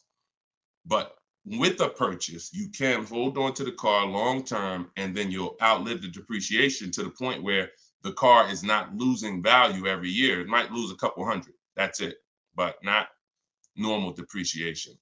So hopefully if you're switching from a lease to that, that's your mindset. Okay? Nothing else makes sense. Financial sense. All right, go ahead, Dolan. Next question. This one's from Instagram. Oh, wait, hold on. We got another one. Instagram. I extended my lease on my 2020 Jeep Grand Cherokee. I only pay about $270 and change a month, thinking I should buy it out. What are your thoughts? Why do we want to go from leases to buys? There are two totally different benefits. First of all, $270 a month, and I'm assuming you put money down, because even on a great lease deal, $270 a month is just not going to happen on a Jeep Grand Cherokee. So you paid that payment a little, you paid to get that payment a little bit, but yet and still, a lease is, the benefits of leasing are you're driving very expensive vehicles, brand new vehicles, $25,000, $30,000, $50,000, $100,000 vehicles for pennies on the dollar when you get great deals. You're literally driving them for 30%, 40% of what someone who purchases them is paying when you get great lease deals. What's the benefit of switching to a purchase? What's the benefit of buying a used car after that? Which is what you're asking, Patricia, is, okay, should I go from my lease to buying a used car? Because that's what when you buy your lease, that's all it is. You're buying a 3-year-old used car. There's nothing different than that. So if you are of the mind, and also to get a payment that is relatively low on a lease, you got to take a long, when you buy out your lease, you got to take a 6-year loan, especially with today's interest rates. You're going to take a 6-year loan. So you're literally paying on a car for 9 years. You're committing to a 9-year payment on the same car. Think about that. If y'all enjoying it, y'all going to spend some time with us. Could y'all tap the screen, keep running the likes up on TikTok? Appreciate you. All right. What's the benefit? So why are we doing this? And for the, all I do is I spend my time talking about numbers and thinking about financial ramifications, financial consequences of the decisions we make. And I try to explain them to you so that you can look down the road and see that this doesn't make financial sense for me to do this. So if you're looking at a $270 a month payment and you put money down, your best bet is going to be to shop for another vehicle, unless you want to keep the car a long time. If you say, Deshone, I'm keeping this thing 8 more years, then you can buy a used car, because the only way it's going to make sense for you to pay 9 years of payments on the same vehicle is if you keep it at least 11 years, which is 3 when you bought it, when you leased it, and then another 8 once you bought the lease out. 11 years. But you paid for 9 on the same car. So there's no good reason to do these things. Buying your lease out is the only scenario where you come in. I used to have people come in the dealer. Some of you who are new to the show, I worked for Mercedes-Benz for 5 years. I worked for General Motors for 5 years. I had my own new car brokerage for 4 years. So I've been in and around cars for the last, since 2006. People would come into the dealer and say, they had a car that they bought brand new. I want y'all to listen to this and stay by your keyboards, all right? Because I'm going to ask you a question. Somebody comes in a dealership, they're looking to replace their car. They say, Deshone, you know what? I want to trade this in for something different. I say, okay, how long have you had it? I had it about 5 years. Oh, so you bought it new? Yeah, I had it since it was new. Okay.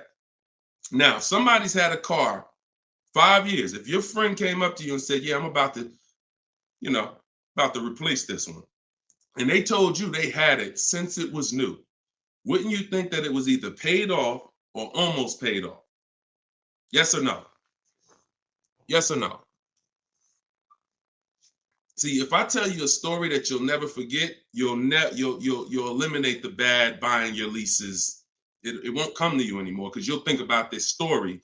All right. So most people would think, right? Yes, I see you, Fuzzy Nuggets. Okay, I see you, Lori. Somebody said I had this car for 5 years since it was new. It should be almost paid off, if not paid off, right? Okay, I see you, Jack Nisley on Instagram. So we go through the whole thing of calling the bank, because I ask him, he says, oh, no, it's not paid off yet. Okay, do you know how much you owe? No, not really. Okay, I'll call the bank, I'll get you pay off. We'll find out how much you owe. Now, when I see somebody who would come in the dealership and they were trading the car in 5 years or 4 years or 6 years, I already knew I was going to talk to them about leasing, because they were going to love leasing when I started showing them the numbers and saying, hey, you should stop swapping these cars out. So that's what I'm prepared to tell them about. You're going to lower your payment, and anything your car is worth. If your car is worth 15 grand, most of that is going in your bank account. So you're going to pull all that money out, put it in your bank account. You'll lease the new car with little money. So I'm getting ready to drop good news. And I've done this for so many people, right? So I'm preparing to do this for this person. Now I call the bank and I say, okay, I'm calling to get the payoff for Mr. Jonathan Williams, 2018 Audi. Oh, yes, he owes $18,400. That's a problem. So I look at him and I'm like, the bank is saying you still owe like $18,000 on the car. How's that? Didn't you say you had it for 5 years already? Oh, yeah, but you know what? I actually leased it, and then I bought the lease out. This is how I found out this was horrible. It's exactly how I found out. Wait, you bought the lease out? Yeah, I took a loan out, and See, this is the only scenario where you can have a car for 5 years, but because he took a 6-year loan or even a 5-year loan to buy the balance of the lease, he still has 3 to 4 years of payments remaining. I want to let that sink in. 3 to 4 years of payment. He comes in after 5 years. You know what? I've been driving this car 5 years. Let's go. You still have 3 to 4 years of payments remaining because you bought your lease out. It's a horrible idea. It's a horrible idea. If you want to ask a question about any exceptions to that rule, you feel free to ask. I've got a bunch of smart people on here. We got a couple hundred people on here. Would anybody commit to a 9-year loan? Anybody? Anybody willing to raise their hand and say, hey, yeah, I'll buy a car, 9-year loan? Anybody? No, right? So this is what we have to understand. The buying the leases out is a horrible, horrible, horrible idea unless you are keeping it for another 8 years, because all you're doing is buying a used car. Now, the bad thing about that is you don't even have any excitement about the purchase when you start a new purchase, when you bought your lease out. So at least when you buy a used car, it's a new car to you. You've never been in it. It's like, okay, we got a new car. When you buy your lease out, you're already halfway tired of the car. But if you're a short-term person, you're not keeping your cars 8 years, there's no way you are going to keep that car long enough to have it make sense. No way. You've already been in it for 3 years. So what I'm trying to get you to understand is you need to pick a side. The people in the middle lose all the money. The people who buy their cars and keep them 8, 10, 12 years win. You still got to make sure you get a great price on the car. The people who get great lease deals win. Great lease deals, not regular lease deals. Win. There's two sides, but then this middle, those of you who buy your car and then you trade it in 3, 4, 5 years, you're in the middle. You're trading your car in when it's losing the most money in depreciation. You're losing thousands of dollars compared to these other two people. And those of you who are buying your lease out, you're paying too long on these cars that you're not going to keep long enough to have it make sense. You're in the middle, stuck in the middle. Pick one side and stick to it. And the way you do that is to ask yourself, every time you're about to get a car, how many years am I going to keep this car? Very simple. 8 years or more, I'm purchasing. 7 years or less, I'm shopping for great lease deals. That's how you get out of the middle. That's how you win. By the numbers. And I'll show you people throughout the show that you see these numbers don't lie. Go ahead, Dolan, shoot the next one out. All right.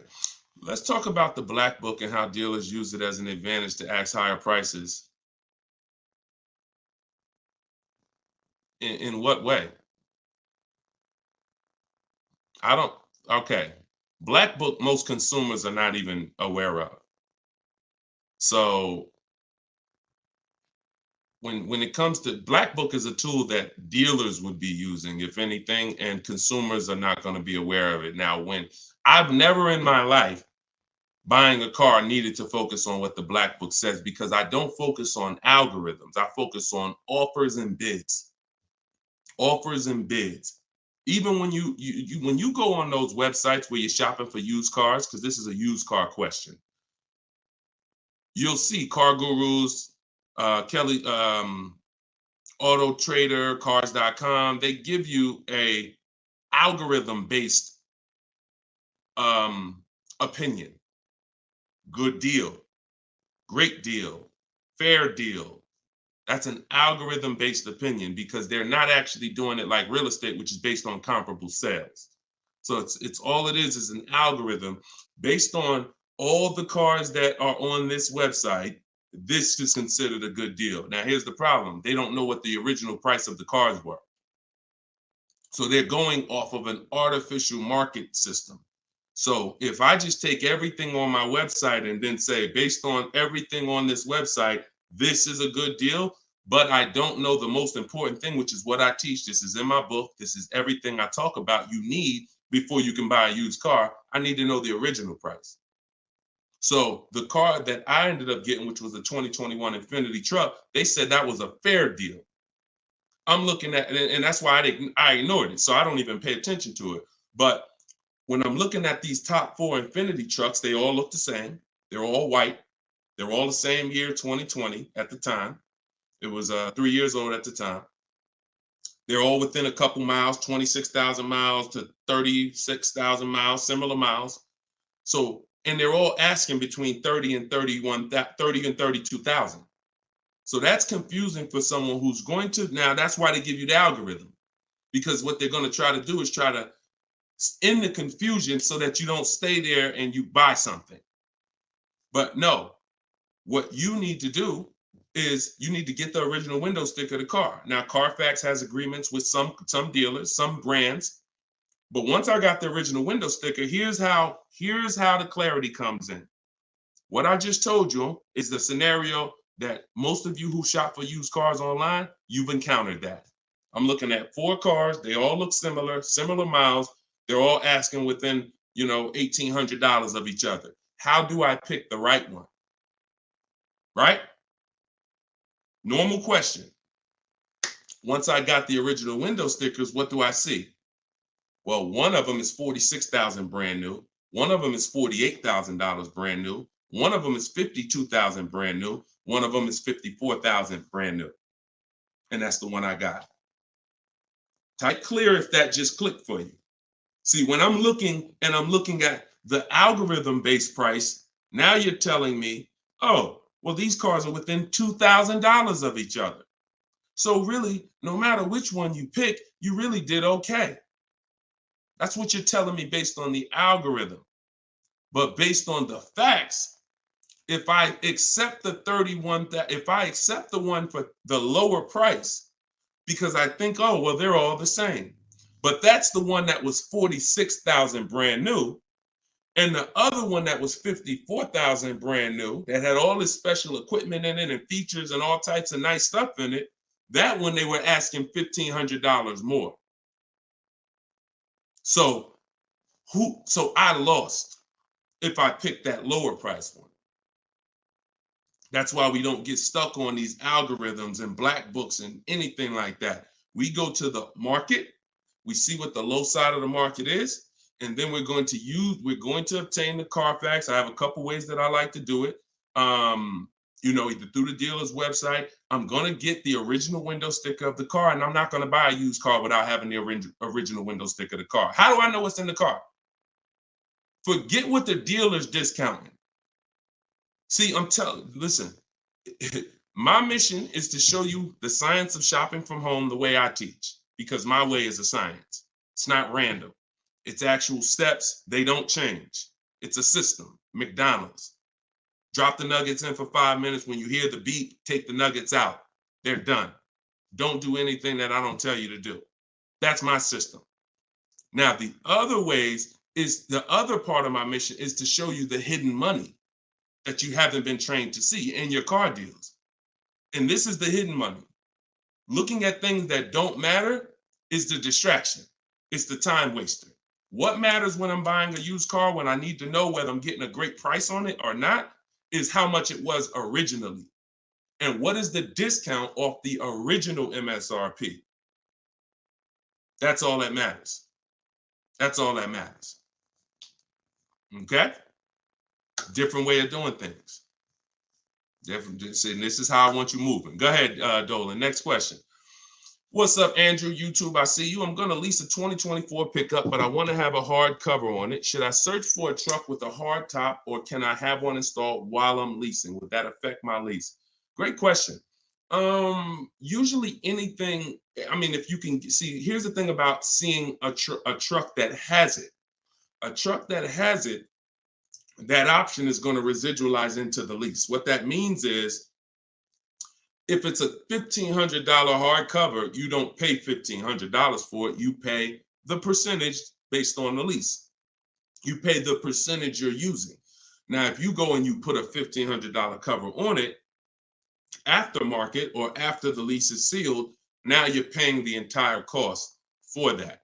So my first goal would be to try to find one that has a hard cover built in and on that window sticker, because everything on that window sticker is going to residualize into the lease. Okay, good question. Good question. Go ahead, Dolan.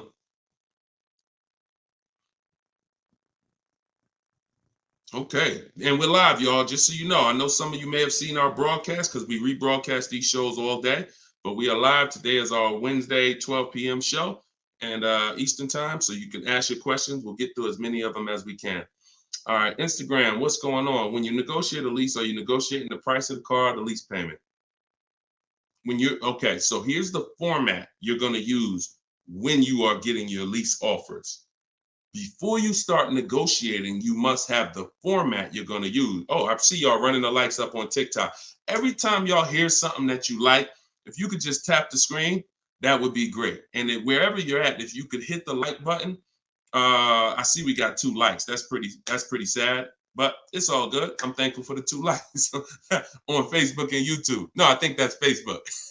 But anyway, a lot of you don't realize how important the like button is, because it sends an alert out. So anyway, we look, now they're running them up on Facebook. I gotta start asking for the likes on Facebook too. All right, so this is the format you're gonna use when you are okay. So let's say I'm purchasing a car, new car, used car. My format is always offers all in, taxes, plates, everything included. That's the format. Forget negotiation. If you have the wrong format, then you're gonna not be strong. You're not gonna be able to have a good, negotiation. So if I say I'm gonna negotiate the monthly payment on a purchase, I'm setting myself up for failure. So we focus on the price of the car when we're buying. With a lease, though, it's different. A lease, the format we follow is, and it's based on the 1% rule. The 1% rule is what was used to basically, the 1% rule was a judge for great lease deals since before I even got in the car business. I don't know how early I heard about the 1% rule, but the people who had been leasing, savvy leasers, people who knew their stuff, they knew about the 1% rule. So if your payment was 1% of the MSRP, no money out of pocket, then you just won. You stole the car. So great value. You're paying $400 a month for a $40,000 car, 3 years. You're paying like 15 grand. It's ridiculous to drive that much car for that low amount. Now, ever since so let's continue. Hold on. So that's the format we want to follow, because what we're now trying to see is it going to be a great deal? A steal, which is under 1%, is a steal. I call 1% to 1.5% a great deal, and then over 1.5% is a bad lease deal. So we're looking to see, but we need to follow that formula, that format, so that we can judge. And what that is we get our offers with first month's payment total out of pocket. Listen, we do not say the word down payment anymore. I want you to eliminate down payment. When you're shopping, I want you to eliminate the word down payment. Because who's had this happen? Be honest. You come in, you're talking to a car salesman, you're like, okay, I can put $2,000 down. Now, later on in that transaction, you end up finding out that the $2,000 down didn't include tax, didn't include the fees, and now they're asking you, well, how do you want to take care of those? Who's had that happen? Type me if you've had that happen. Oh, I thought that included everything. Now, I thought, 2,000 was like, or they'll look at you and give you a quote and say, okay, yeah, your quote is 2,000 down, X amount per month. And then you get up there and you say, hey, oh, yeah, it's 2,000 down, but you got to pay for your plates and then you got to pay for the taxes, or do you want to put those in the payment? So whenever you leave these things to chance, you leave an opportunity for you to, be surprised, and we don't like surprises. So what we say is total out of pocket or total due at signing. Either way, this is the amount that I'm coming out of pocket with. Everything else needs to be included. So we're doing our lease quotes with total out of pocket, only our first payment. Because when you lease, you pay your first payment and then you drive off. It's not like a purchase where the payment comes 45 days later. It's pay your first month's lease payment, then you drive. So that's all we are paying. That's it. First month's lease payment. Now, I'm not telling you that's all we will pay finally. You can keep that question up, Dolan. I'm not telling, because I want people to know that what question I'm answering, even though it might take 2, 3, 4 minutes to answer it. So there's plenty of scenarios where we are going to put money down. Once we have a great deal, we might want to lower that payment. So there's nothing wrong with putting money down as long as you know the risk and as long as you know, okay, I already got a great deal. You can't buy your way to a great deal with a down payment. You can't say, oh man, I don't like this deal. Man, all right, show me what it looks like with $5,000 down. And then they're like, oh, okay, yeah, I like that payment better. Let's do that. No, you're trying to buy a deal. You have a deal before the down payment comes in. The deal is based on how much of the car, that 1%, 1.5%, 1.2%, under 1%, that's the deal. If you're at 1.7%, just because you gave them $4,000 down and now it's at 1.5, no, that's not how we judge it. You bought your way to that payment. You're paying overall too much for the car. So that's the format we use. First month's payment total out of pocket, 12,000 miles per year, all taxes and fees rolled in, and we get at least 5 quotes. At least 5. You are not going to get to the money without at least 5 quotes. It's not going to happen. It's not going to happen because 80%, I work with thousands of people all around the country. Some of y'all saw my group. We got 1,600 people in my private group. That's, we have a couple thousand people, 4, 5, 6,000 people that have my book. So I get data from all around the country. I know you need at least 5 offers. 80% of dealers are overpriced. So if you get 4, 80%, if you get 5, 4 of those offers are going to be overpriced in 90% in most cases. And some people go, if they're shopping for a popular vehicle, they may do something like Charles. Charles was shopping for a Palisade. He knows that's a popular truck. He got 10 offers. And when you use what's in my book, for all of you who like Deshone, I want that book. It's $24 if you get there for the 75% off. In there is my scripts, and it's the way we contact dealers online to get offers online. We always get our offers online. We don't talk. I'm not giving you scripts to say, hey, yeah, all right, I gotta remember what Deshone told me to say. No, we are online. They're online scripts and templates, because if we talk, we're messing up. Whenever we're talking to a salesman about numbers, you're not following what I teach, because I'm never gonna be in that position. I'm never gonna tell somebody to be in that position. Everything we do is online, but you must get 5 offers at least. And you see, Charles got the Palisade, $48,000 truck, $597 a month. It's people on here. It's probably people watching this broadcast that's like, I got that same truck, Deshone, and I'm paying like 7, 8, 9. It is what it is. You need new strategy.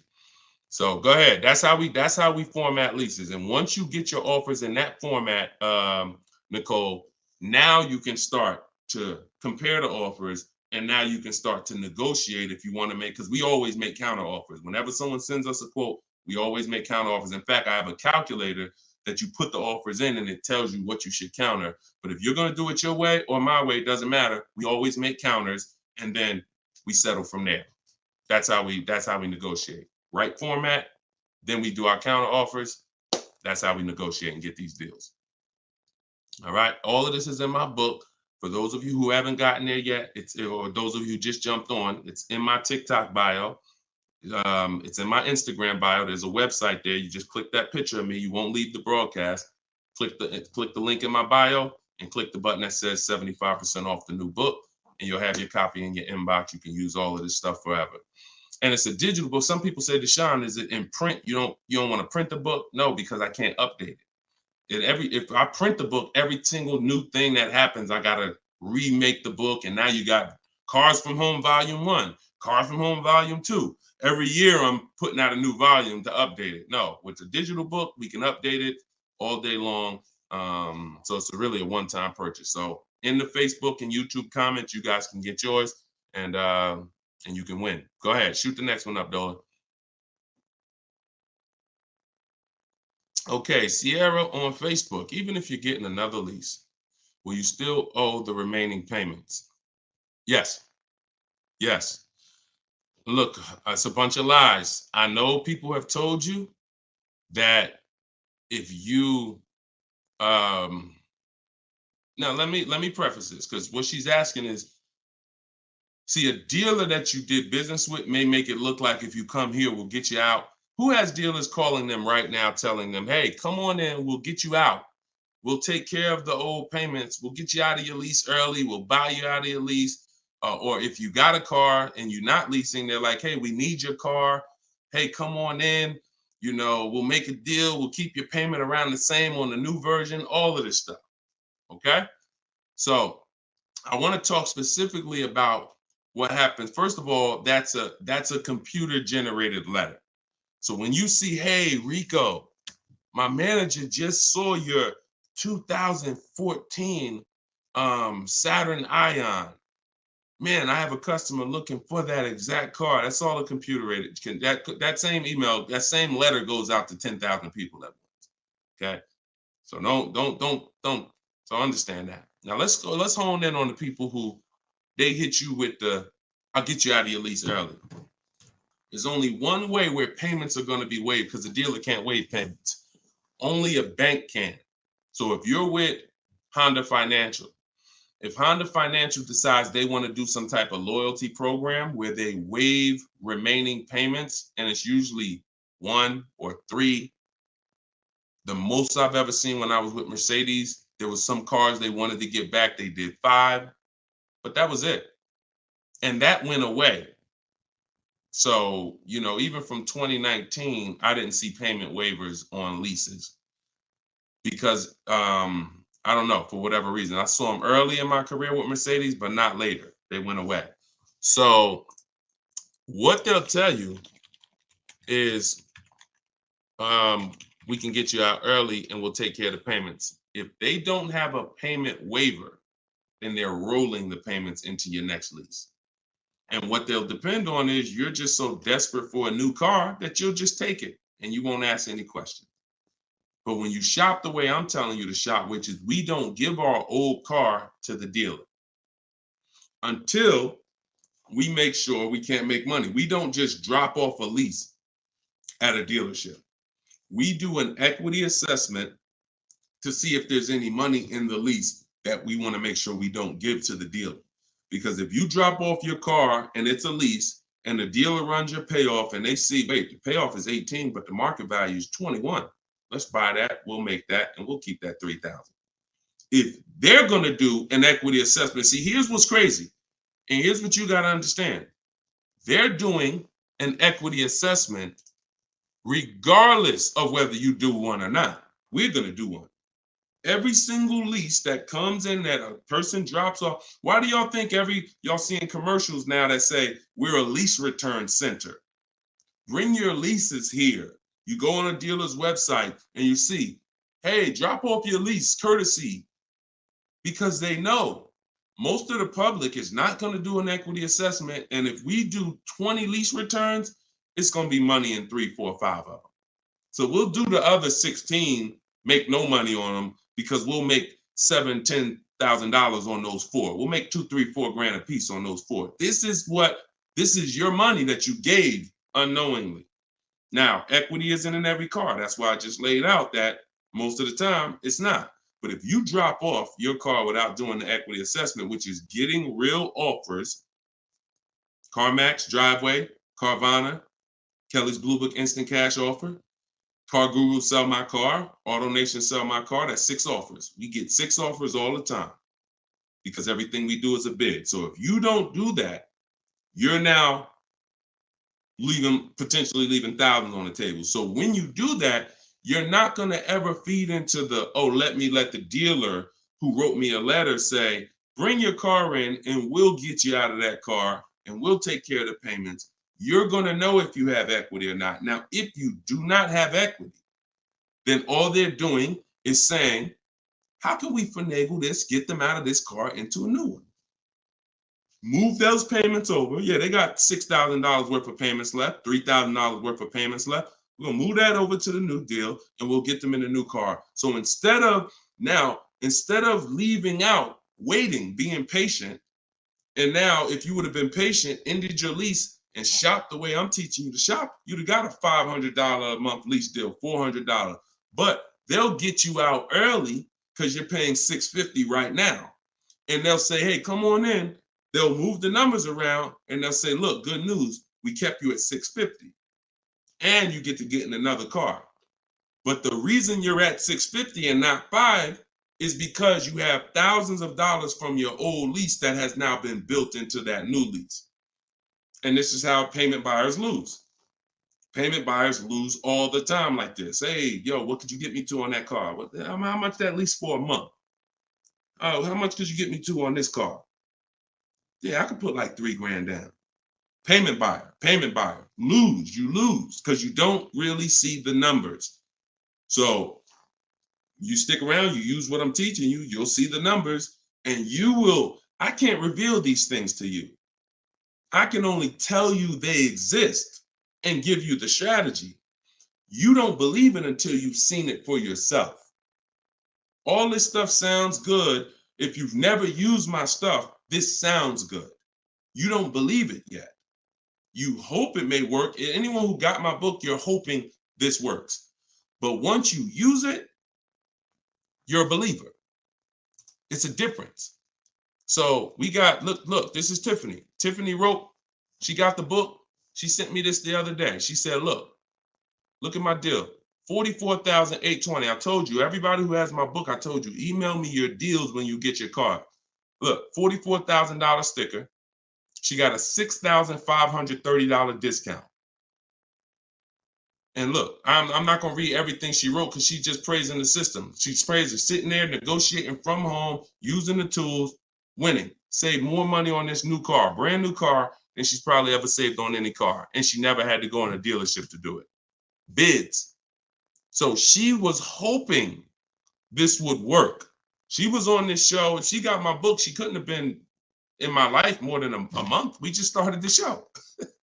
So she literally was hoping, all right, I'm going to use this, Deshone. But now it's not a matter of hoping. She knows.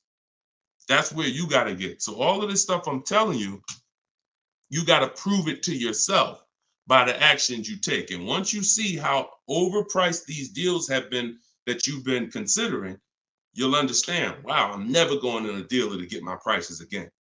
Never. And then that's when you know you've been transformed. Go ahead, Dolan, shoot the next one up.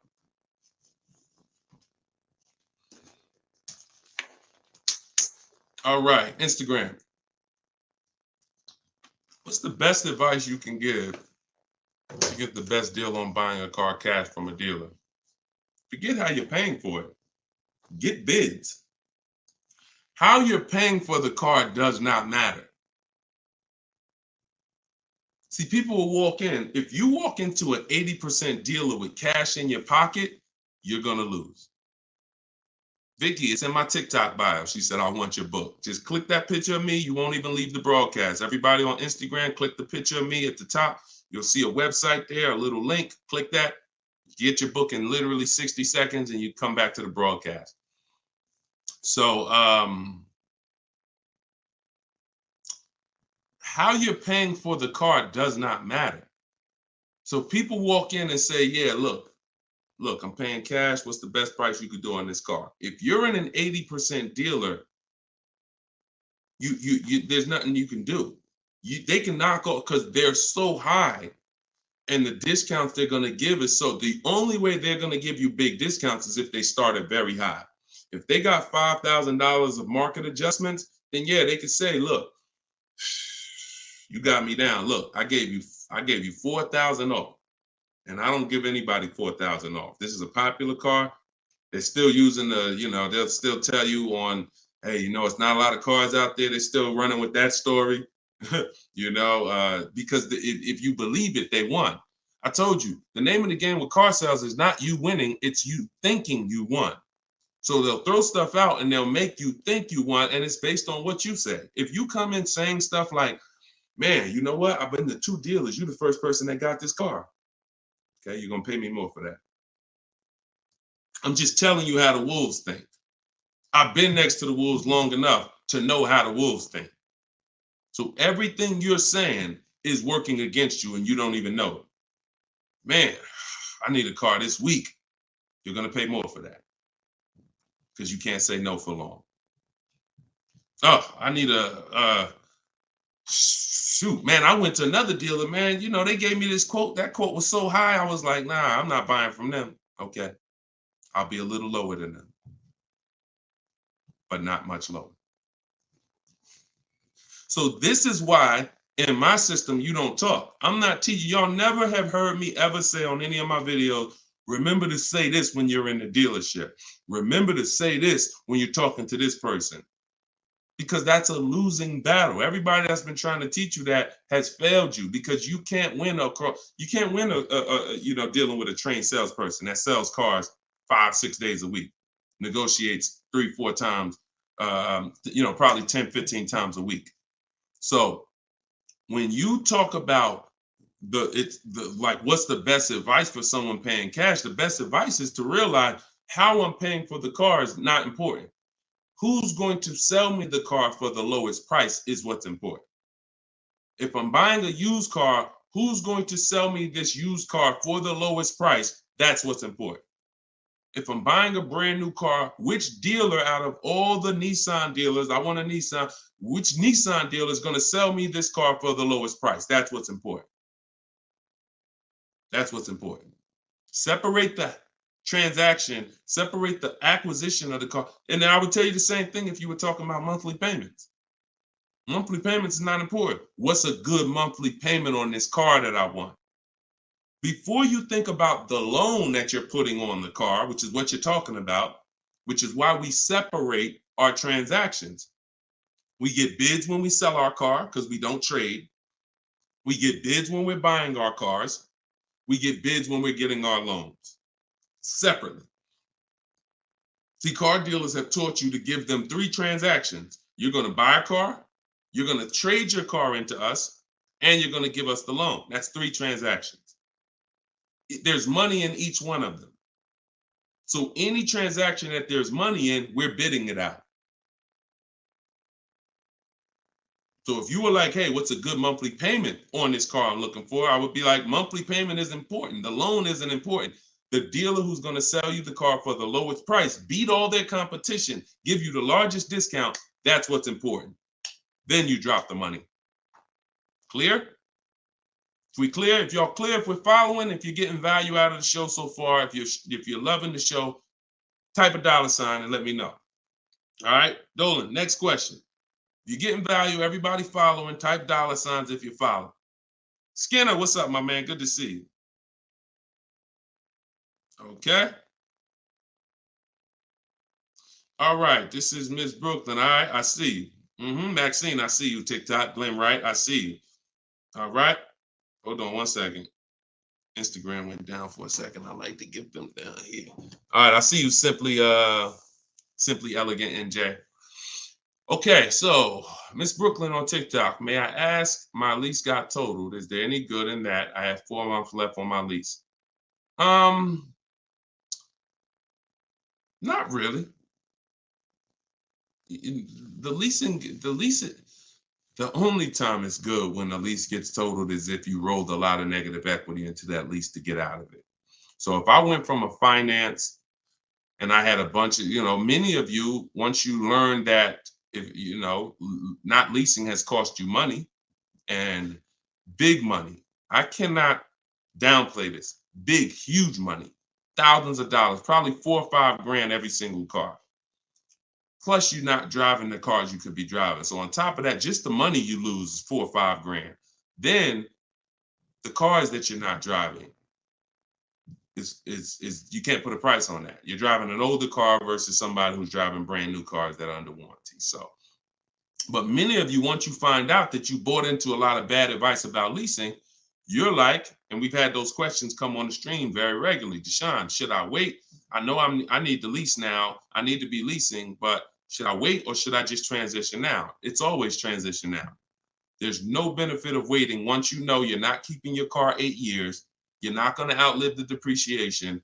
I need to be moving into a lease now, into a better financial structure, better vehicle.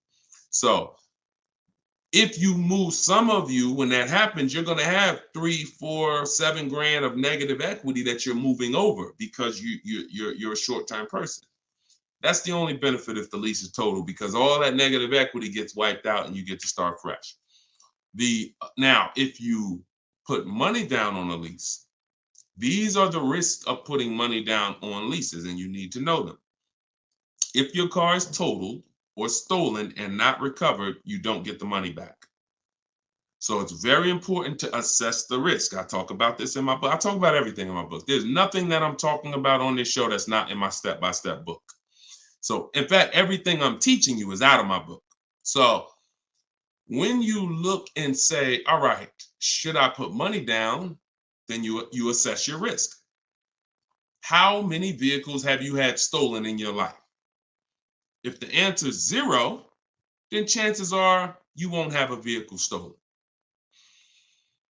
If you say, man, I've had 2, 3 vehicles stolen, then I wouldn't put money down. I wouldn't put a lot of money down because the odds of you getting another vehicle stolen seem to be high. And if your vehicle gets stolen and they don't find it and you put $5 grand down on your lease, you're not getting the money back. Now, the opposite, the other end is if the vehicle's totaled, like you experienced, Ms. Brooklyn. If the vehicle's totaled and you put $5 grand down, you don't get the money back. So you ask yourself, how easy is the vehicle to total? If you got a Honda Civic, a Toyota Corolla, small SUV, something that's easy to total, then I wouldn't be putting money down on that lease. I wouldn't put a lot of money down. I've had people put money down on SUVs and bigger sedans and bigger, S-classes. When I was at Mercedes, people would lease S-class for like $1,400 a month. They put money down to lower the payment. I've had people put 7, 8, 9, 10 grand down on a lease on an S-class because they know it's hard to total an S-class. Like you have to be in, God forbid, a once in a lifetime accident to total an S-class. So that's what you do to assess your risk. And what you're doing is you're always shopping your leases with only first month's payment due at signing. Because if you can get a car that has everything you want, and once you get all your offers, if the monthly payment's in your budget with no money out of pocket, then that's what I would do all day long. That's what I would do all day long. But sometimes people will get like a lease and it's a great deal. It's under 1.5%, but they're like, you know what? Payment is like $600. I want to lower that to like $500, and they'll put $3 grand down to lower it, $3,500 down to lower it to $500. But that's a decision you make only after you assess the risk. But in your particular case, if you didn't put a lot of money down, then no, you're just going to start fresh. You're going to shop for your lease, and that's it. Good question. All right. Yes, under 1%, we call that a steal, Skinner. Absolutely. That is a steal, not a deal. Go ahead. And we get steals. Some people may say, look, man, how do you see steals? We already know. Look, we get steals. When you get bids, you'll see some steals depending on the lease program. Farina just got her Jeep Grand Cherokee, $66,000 Jeep Grand Cherokee, $579 a month. $579 a month. 0.88%. Sitting at home getting bids. All right. Go ahead. Next question, Dolan. Shoot it up. This is Byron on TikTok. How long should you wait to refinance after the purchase date? As soon as it makes sense. I don't know what your interest rate is, and I don't know how thoroughly you shop for your loan. If you use the bank bidding war, we're letting 15, 20 people run our credit within a 48-hour period. So it only is going to weigh on our score like as one hard inquiry. So if one hard inquiry would have lowered our score 10 points, those 15, 20 inquiries will lower our score the same 10 points when the window closes. So if you shop like that, then no, you're not going to refinance in a month because you shop the market so thoroughly, the potential for you saving in the short term is not going to be there. But if you didn't, then yeah, you might be looking now and see that there's people who can refinance you for a lower rate. But again, the reason I don't like doing that, if you just got the car, because now you're talking about, potential more hard inquiries. But what are you going to do? If you think you could get a lower interest rate refinancing, I go online, type in refinance car loan online and see, I think Lending Tree, Nerd Wallet, they have a couple resources that they recommend, and see if you can save money. I'm refinancing if I could save money, if I could drop, because look, on a $30,000 loan, if you got $30,000 that you owe, if you could drop your interest rate by 1 point, that's probably $1,000. So, I mean, if you're not taking the shopping of your interest and your loans, that's why we bid this out. In my book, not only, and I have a section when I send it, it's called the Bank Bidding War. So I haven't combined it into my book yet. But for those who are financing, I'm going to restructure the book. Again, another update coming of the book, because that's what we do. And I'm going to add the Bank Bidding War to the book. But I don't want you, if you go online and you see that you can refinance and you can drop your interest rate, then do it. But I always tell people, don't just take a long loan, because what they'll try to do is tell you and what you can fall for. Because if you just get hung up on the monthly payment, they'll tell you, well, if you take a 5-year or 6-year loan, refinance it to 6 years, your payment goes from $490 a month to $350, and you're like, okay, give me that. But if you've already been paying for a long, for a year, now you refinance for 6 years, now you got 7 years. So you want to look at the total amount. So here's the rule of thumb that I like to follow. You can use it if you want. You're free to do what you want, but I think it's a good rule. You refinance and you take the highest payment you could afford at the new low interest rate. So if you could afford the $500, no problem, then take the $500. That might be 4 years. If you could afford, don't go to the lowest payment. Go to the highest payment you could comfortably afford, because that's going to give you the shortest loan. And then, other than that, that's it. That's it. Go ahead, Dolan. Kevin from Instagram, what's going on? Does your credit score guarantee you a great deal? No, absolutely not. There's tons of people for the last 3 years. Strategy guarantees you a great deal. Strategy. We get below market deals. There's no one using what I'm teaching. There's no one using what's in my book that's following my strategies and that's not getting below market deals, because we see the market. You can't get below market deals if you don't even see the market. How you going to get below market deals? You got one offer. You got 2 offers. You get what I'm saying? How do you know what the market is?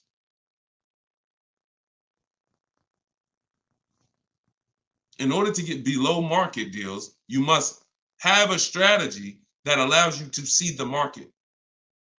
See the market offers. See the widespread. Look at used cars and say, man, this is everything within 100 miles of me. Narrowed down, blah, blah, blah. I see the market. So, and there's people with not great credit that are going to use the strategies to buy at a below market price. So strategy is what gets you below market deals. You can have great credit all you want. You have no strategy, you will pay market value or higher. Because below market deals are reserved for the people who have the strategies to get them. Nothing to do with credit. Nothing to do with credit. I tell you, if you have bad credit, your goal should be the only people I'm overpaying, and I'm not overpaying because it's all I qualify for is my loan. My bad credit is not between me and the dealer I'm buying my car from. My bad credit is between me and the person who's lending me the money to buy the car. If below market price on this car is $18,000, if I don't have any strategy, then I'm going to go in and I'm going to buy it from them with bad credit and end up paying 21 plus the high interest rate, bank fees. And not only did I overpay for the car, but now I'm paying 15, 20% interest. That's what most people do. No strategy. So people with no strategy get killed two ways if they have bad credit: the loan and the price of the car. But when you have strategy, the only person who you should be paying more than average is the person who lent you the money. But they should be looking at you and saying, you got a great price on the car. Goes back to what I said about 15 minutes ago on separating our transactions. We separate our car purchase from our loan. The dealer who's going to sell us the car has nothing to do with the person who's giving us the loan. These are two separate bids. So my loan, because my credit's bad, is going to be a higher interest rate. Understandable. But I'm going to use the bidding system, get multiple offers, and I'm going to get a great price on the car. Separate. All right. It's a good question. It's a good question. And I'm sure a lot of people had that same question, Kevin. Go ahead, Dolan. All right. Appreciate y'all running the likes up on TikTok. If y'all can keep tapping the screen. Thank you, Ambitious73, for sharing the broadcast. Shout out to the sharers. On Instagram, y'all see next to the comment section, there's something that looks like a little paper plane.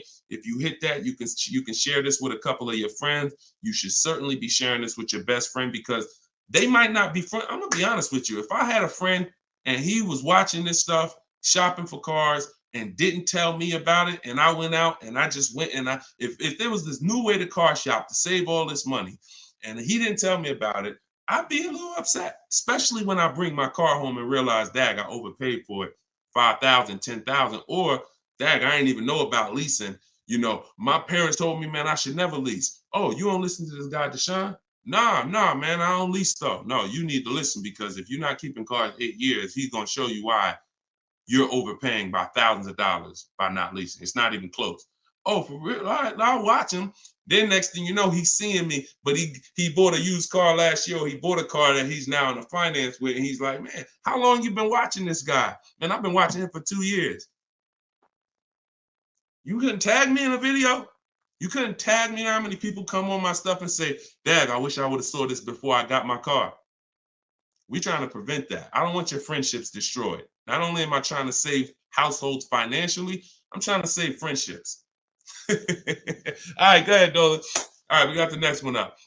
Jason, should you use MSRP minus dealer incentives to calculate the 1% rule or the MSRP without the incentive? Nope. MSRP.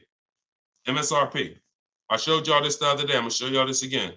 Well, I showed people on the broadcast the other day, right here. Just let me remove that question so everybody can see it. Just take that question down real quick, Dolan, so everybody can see this window sticker for me. All right. See right here? Total MSRP. That's what you use. That's what you use.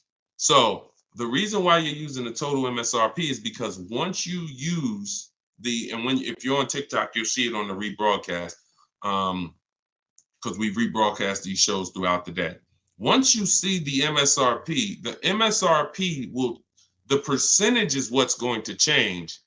based on the offer the dealer made you. We do not change the, we don't calculate our formula based on the selling price, because the selling price, when it's adjusted, it's going to change the percentage overall. The selling price is what's going to dictate whether it's 1%, 1.4%, 1. So the selling price, once you take the monthly payment and divide it into the total MSRP, it's going to tell you, okay, who gave me the biggest discount? The lower the percentage, that's the dealer that gave the biggest discount. It's reflected in the percentage. So we don't have to adjust the MSRP. The selling price, if they took $15,000, look, they took a crazy amount of money off for Greg, $56,000 MSRP. He got a 0.9% lease. Matter of fact, let's look at Kimberly. Kimberly, she got a Maserati. She got a $91,000 vehicle. She ended up getting over 20 grand off. Over 20 grand off, getting bids, saving more money at home than everybody saving in dealers. Can't get these types of deals in dealers. So $86,000, then she got a $66,000 offer. So they were taking $20,000 off. And then the car that she ended up getting was this one. And look, when you see 1%, when you see a low, that means all that discount that they took off is reflected in the percentage, because the percentage is what you are paying relative to the MSRP. So no, always use the total MSRP like I just laid out. Okay, that's the formula. All right, go ahead, Dolan. Great questions today. We're getting great questions every day. I'm enjoying it. I'm enjoying it. TikTok, do you have to repurchase to get the book updates? No, you don't, Youssef. That's why it's a digital book. Example, Room went out of business a little while ago. Room used to be in our bids. When we sold our cars, the equity assessment, Room was in there. When we bought a used car, Room was in there. So they were in our bids for the marketplaces and for our selling our cars. They went out of business. I went right into the master file, updated it. That's why when you get your book, an email is sent to you with the master file. You don't want to ever lose that email. Even when you download the book to your computer or your phone, don't delete the email, because the email is what I update that will actually be what you refer to. So when you come back a year from now and you use it, you'll see, oh, shoot, this is different. Yeah, because we update this. So yeah, once you get it, that's why it's a digital book. That's why I didn't print it. And if I would have printed it, I could have, made more money probably, because I could have just said, hey, all right, y'all, a year from now I'm on here. Okay, so we had a lot of changes last year. This coming with our business, and now this new tool exists, and now this. So now this is Cars from Home Volume 2, and you can get it right now, but that's not the mission. So, but there is probably going to come a point where I'm not doing the 75% off anymore. I know that's our welcome offer. So, I mean, those of you who come on and look, $97, we've had people pay $97, not ask any questions, because if they use the book, they're not even asking any questions. If they use the book, it's like $97. I would have paid $900 if I knew what this book was going to do for me. So they're not hung up over $70-something difference. But I will at some point probably do away with the 75% off offer once we really launch and get enough books out there in the marketplace.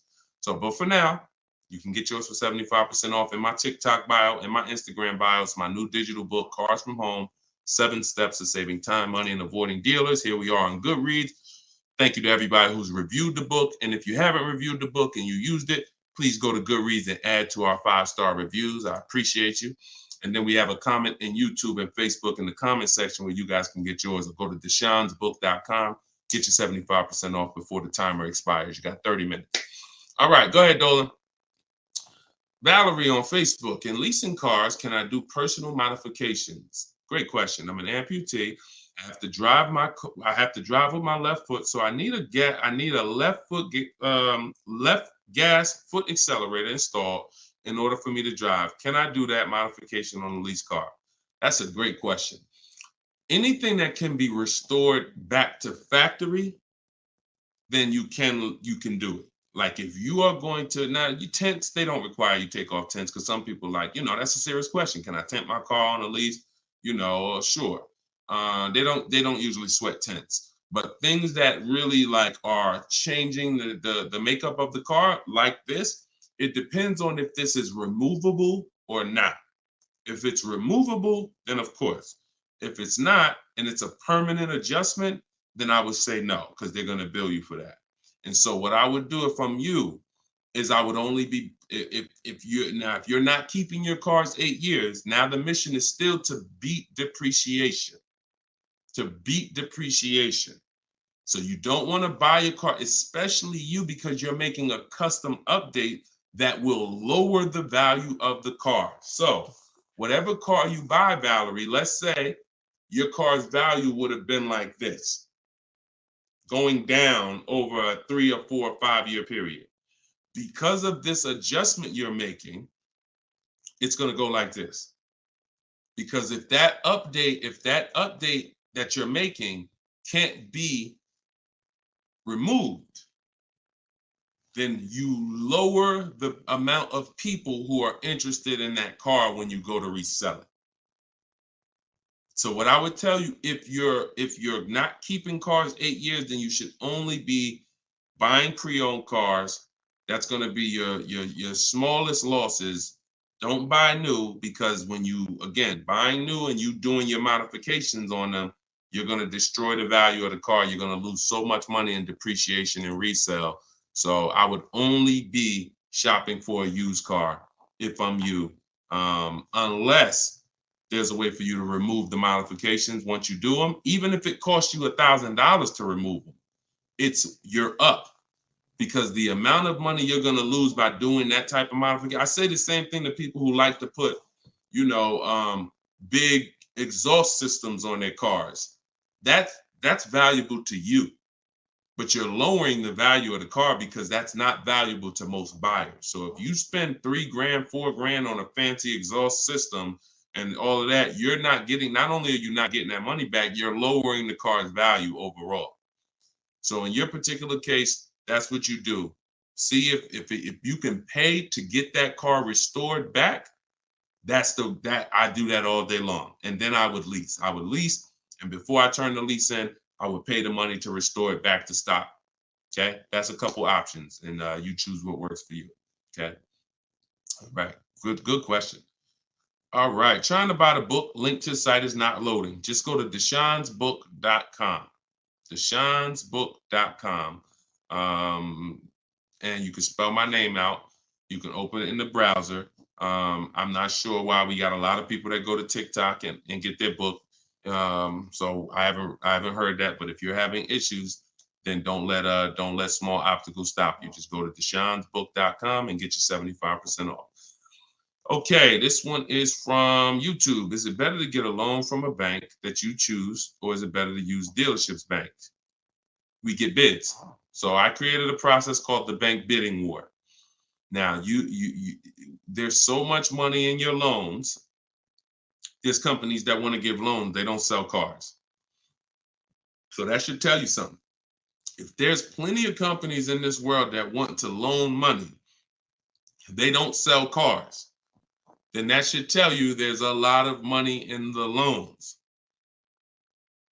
So what we're doing is we're doing a bidding war, because everything we do not shake hands with anybody without a bid on anything.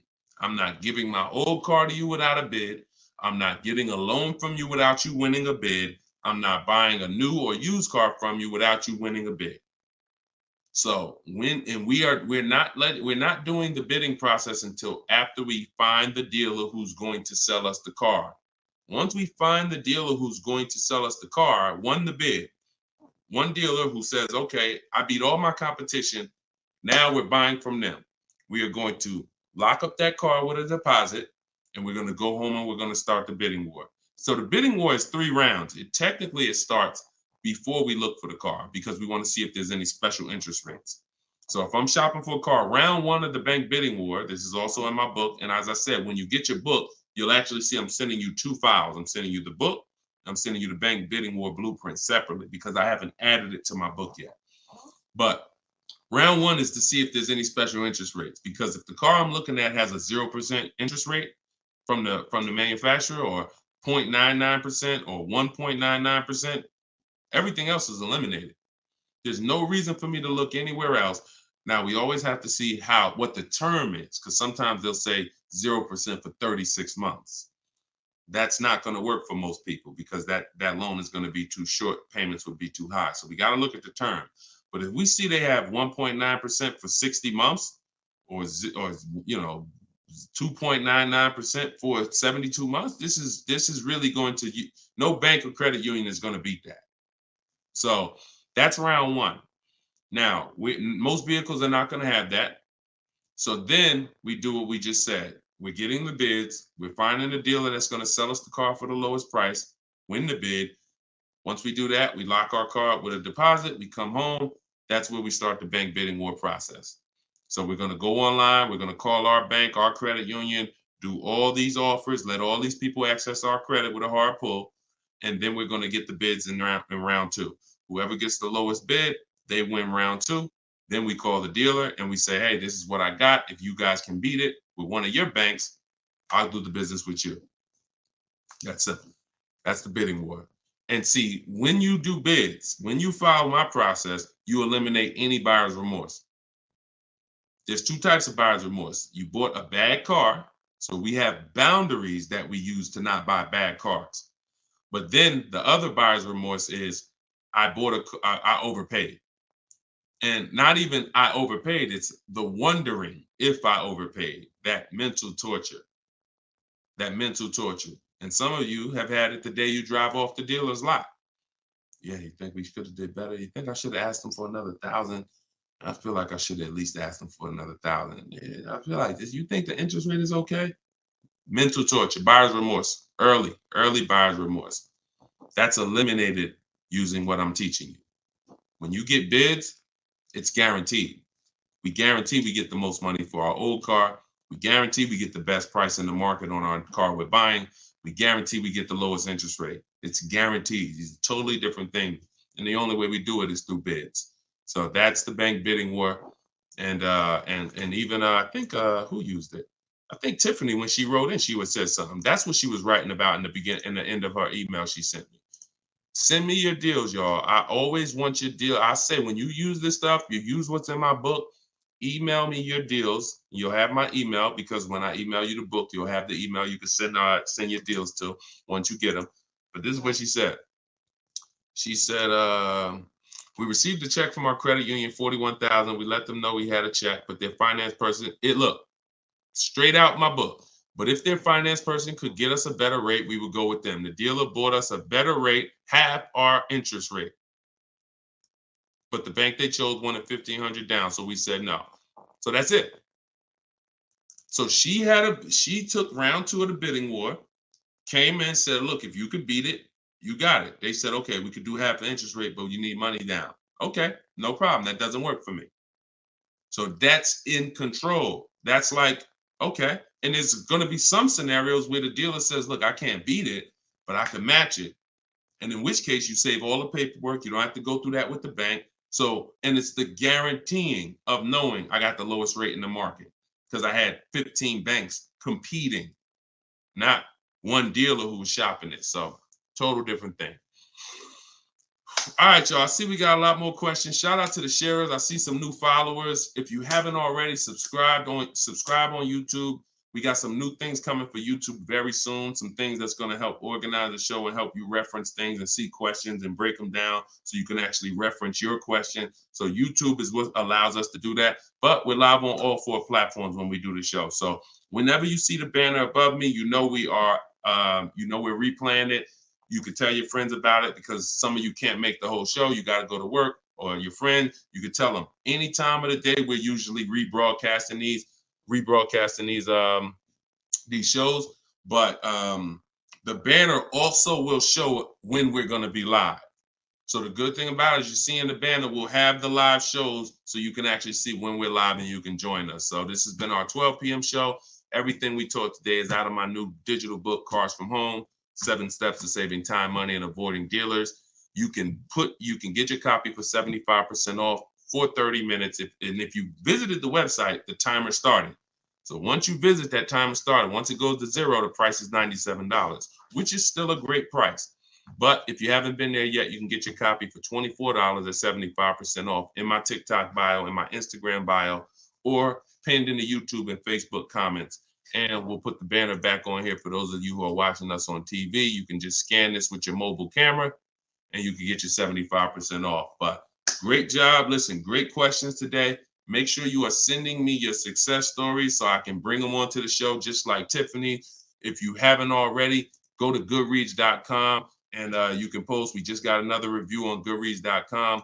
So add to our 5-star reviews. Tell us your story so that we can keep getting this message out and the people who want to learn strategy can keep getting it. All right. Always a pleasure. God bless y'all. I'll see y'all on the next stream.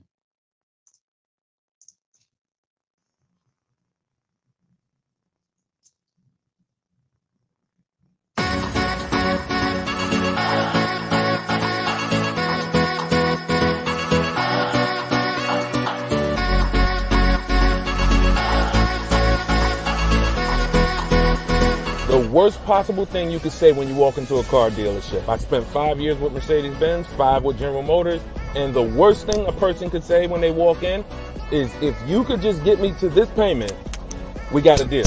So your loan's probably still like 19, which means you got to pay to get out. You're upside down. It's called negative equity.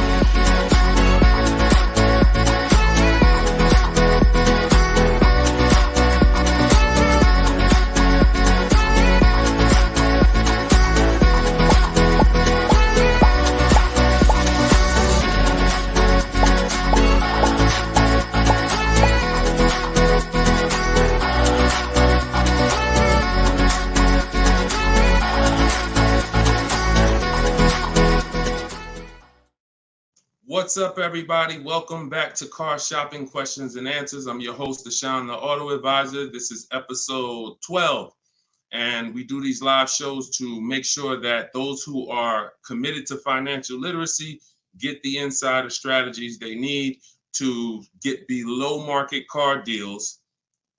And the only way you're going to do that is by using strategy. So that is what we teach here. I am all about giving you the simple strategies you need to sit at home and let dealers bid for your business, let banks bid for your business, and let people bid for the cars that you're going to sell, not trade. And that's what we do here. So for those of you who don't know me, my name is Deshone the Auto Advisor. I spent 14 years in the car business. And since 2020, my mission has been to create smarter car shoppers, buyers, and owners. So if this is your first time ever seeing us on a broadcast, could you type the number 1? What's going on, Lisa Jane? Good to see you. I appreciate it. Hey, you're the best. I appreciate it.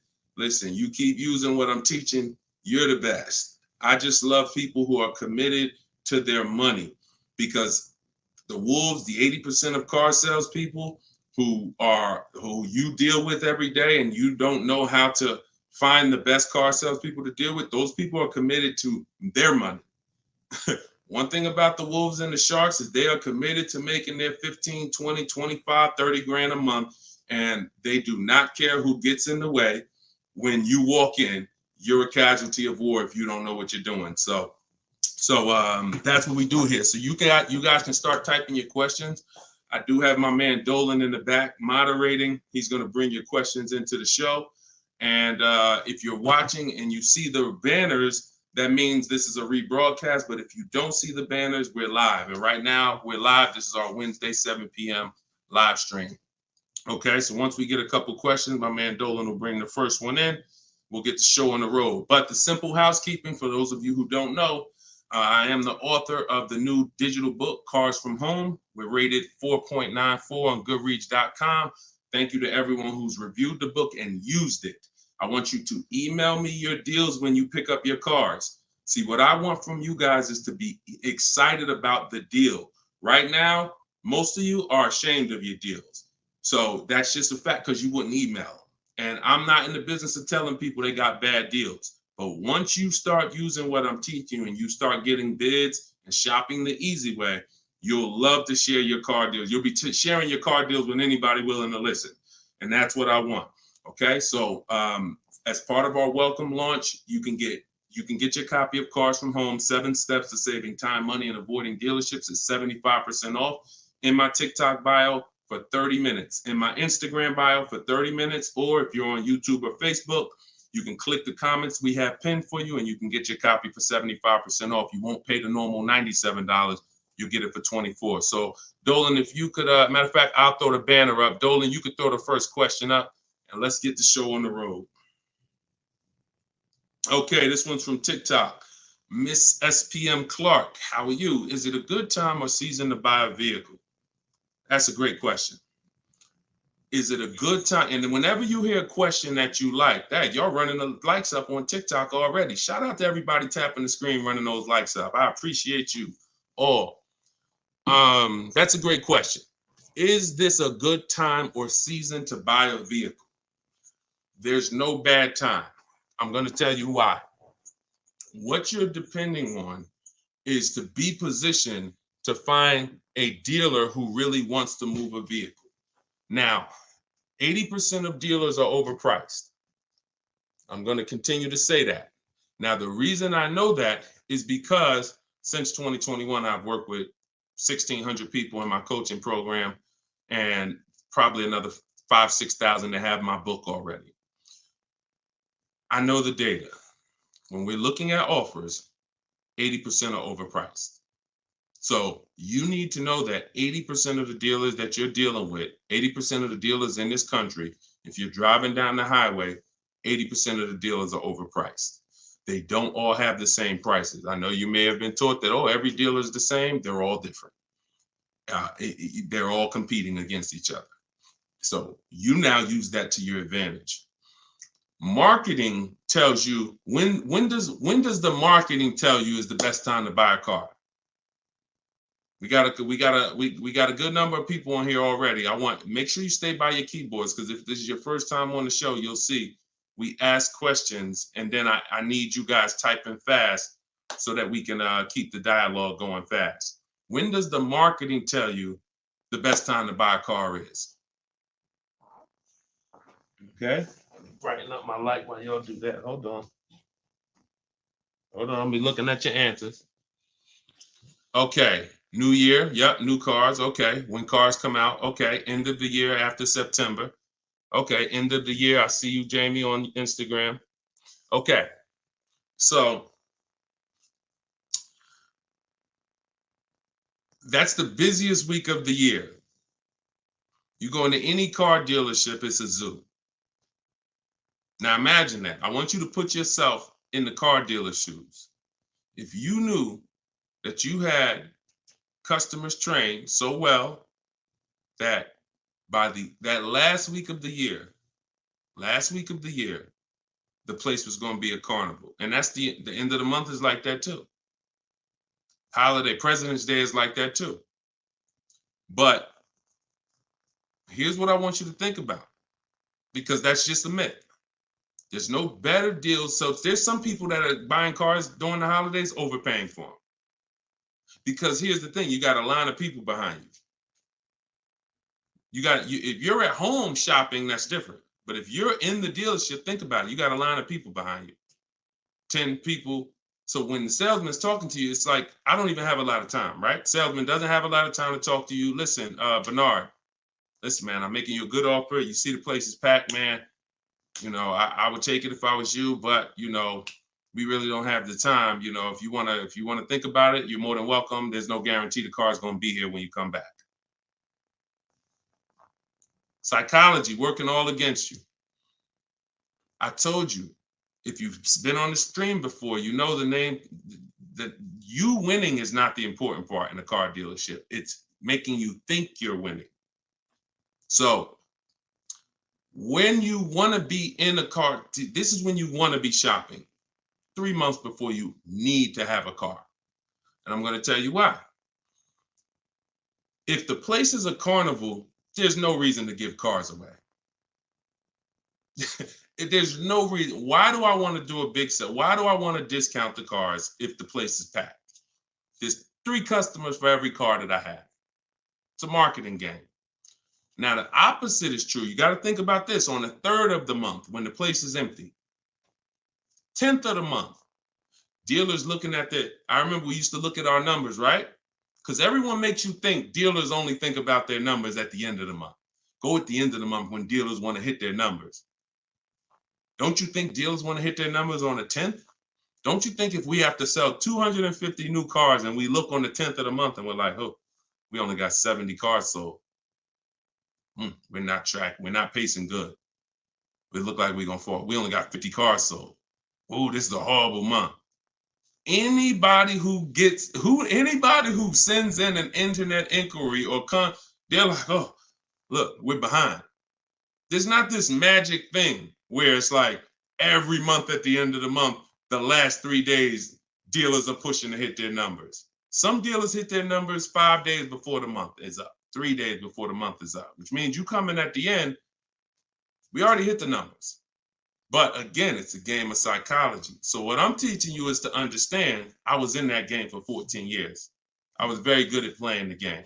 Now, I'm not going to lie. I wasn't a person who lied. Anybody who knows me from New Jersey knows anytime, the way you guys see Deshone, there's a couple people who, since, we've gotten over 2 million followers now across all these platforms. So God has blessed me.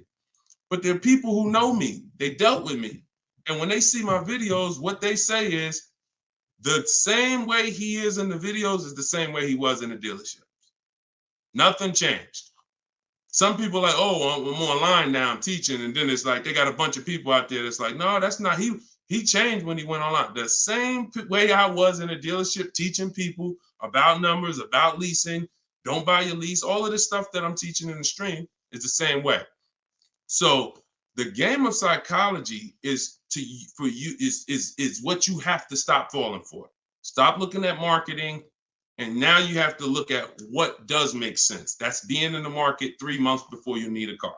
I'm gonna tell you why. If your lease is up in a month, that's good because you can extend. So I always tell you, start shopping when your lease is up when you got one payment left. That's good. Start shopping your offers because if worse comes to worse, you can extend the lease for free and you can buy yourself another month or two. You want 3 months because here's what happens over 3 months. Lease deals change if you're shopping for leases. Offers and incentives change if you're shopping for cars that you're buying. If you're shopping for a new car you're buying, you can look so here's an example. Let's say I'm looking for a dark blue, Kia Sorento, right? For example, if I reach out to them, something I teach in my process is we have 2 dates. 2 dates. Those of you who have my book know this. Some of you have seen it in my free social media videos. 2 dates. As soon as date, no later than date. As soon as date is the soonest you can say yes to an offer. That's the soonest you should be looking at offers. You shouldn't be looking at offers if you can't say yes to it yet. Wasting time. Then the second date is the no later than date. That's our deadline. So the time between there, I like to see 3 months because when you reach out to a dealer, one of the things in my template in my book, one of the things you should say if you're talking to a dealer is, I can make a deal today, but I don't need a car until December, whatever. Whenever that is, in the summer, whatever. Because the time in between that is your leverage. That's the time where you could say no. That's the time where everyone else who's going in the dealership, the way everyone else shops, they're going in desperate. Oh, I need a car today. I need a car by Friday. All of the stuff they're saying out their mouth that's going to make sure they pay more because car sales people hear that stuff. And so you're not saying that. You're saying, hey, if you got a blue one and it's not going to be here for 8 weeks, I'm interested in that. See, they can't present that to these other customers that are there desperate mode right now. That car that 8 weeks away, can't present it. So inventory changes on a month-by-month basis. Incentives and rebates change on a month-by-month basis. I'm gonna tell you the biggest thing though. Let's go to used cars. Price trends change on a month-by-month basis. So when we go to shop for used cars, we always have on alert so that every single new car that hits the inventory pops up on our phone, in our email. Everything I'm teaching you is in my book. Now, I don't hold back. You can get it any way you want. You can get it on the stream. You can get it on my videos. You can get it in my book if you want it all in one spot. But so when we do this, everything new is popping up. We can see the price changes. We can monitor the price changes. But the biggest thing is when a dealer needs a deal, you're positioned. Let that sink in. I just gave you a scenario a couple minutes ago of how it looks when a manager comes in and says, all right, y'all, we got to have a meeting. Okay, y'all, it's the 10th of the month. We only got 50 cars out. We got to sell 250 cars by the end of the month. We're way behind. Anybody who is real, that's what we call a real customer, a real buyer. Get them on the phone and see if they're open. We're not turning away any reasonable offer today.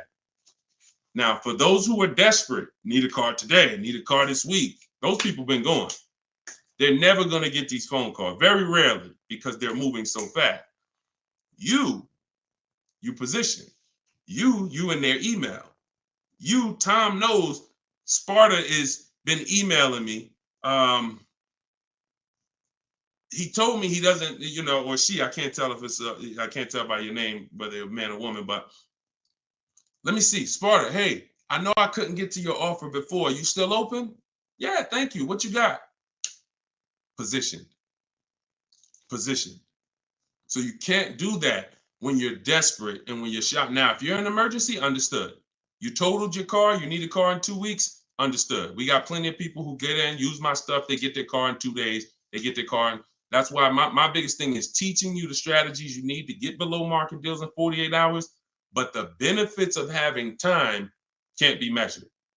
The benefit of being able to look at deals, have dealers call you. I had one of my people who listened to me. He had a Kia Telluride. The general manager called him the last day of the month and said, look, if you could get this done today, I'll take $5,000 off the price. That's the one he ended up going with. His name is Wendell. So I don't say there's a best time to buy a car because I've seen deals at the beginning of the month. I've seen below market deals at the end of the month, non-holidays, holidays. I've also seen people overpay with no strategy at the beginning of the month, the end of the month, the holidays. So you get what I'm saying? Y'all understand that? It's all about being positioned. And if you can be positioned, you'll find that you'll love getting those calls and those emails. Like, man, all of those people, when I reached out to them, they act like they didn't want to do a deal or they couldn't get to my number. Don't worry. 2 years ago, I was shopping for my mother's Mazda CX-5. I reached out in October for the offers. I looked at the offers, didn't like them. Then I reached out in November. Same salespeople. They knew me. They know I'm serious. But hey, I didn't like the offers last month. Didn't like the offers in November. December, guy calls me or emails me, Deshone, I got this car. Let me know if it'll work for your mother. I think I can get to your number on this. Saw the car? Yep, car works. That's the one we ended up getting. Strategy. All right, that's how I want y'all moving. Go ahead, Dolan. Next question. This one's Lisa Jane from TikTok. How are you? And we are live, y'all. This is our Wednesday, 7 p.m. live stream. So if you don't see the banner, that means we're live. If you see the banner, that means you're watching the replay. People watch the replays all throughout the week, so people get value out of replays. But if you are not seeing the banner, that means we're live. So ask your questions. Time to turn in my lease. I'm already over the sales guys, not sure how to start. First thing you're going to do, sounds like you've decided you're going to lease again. So that would be the most important question. That's always the first question because that's the foundation of your deal. Leasing versus purchasing.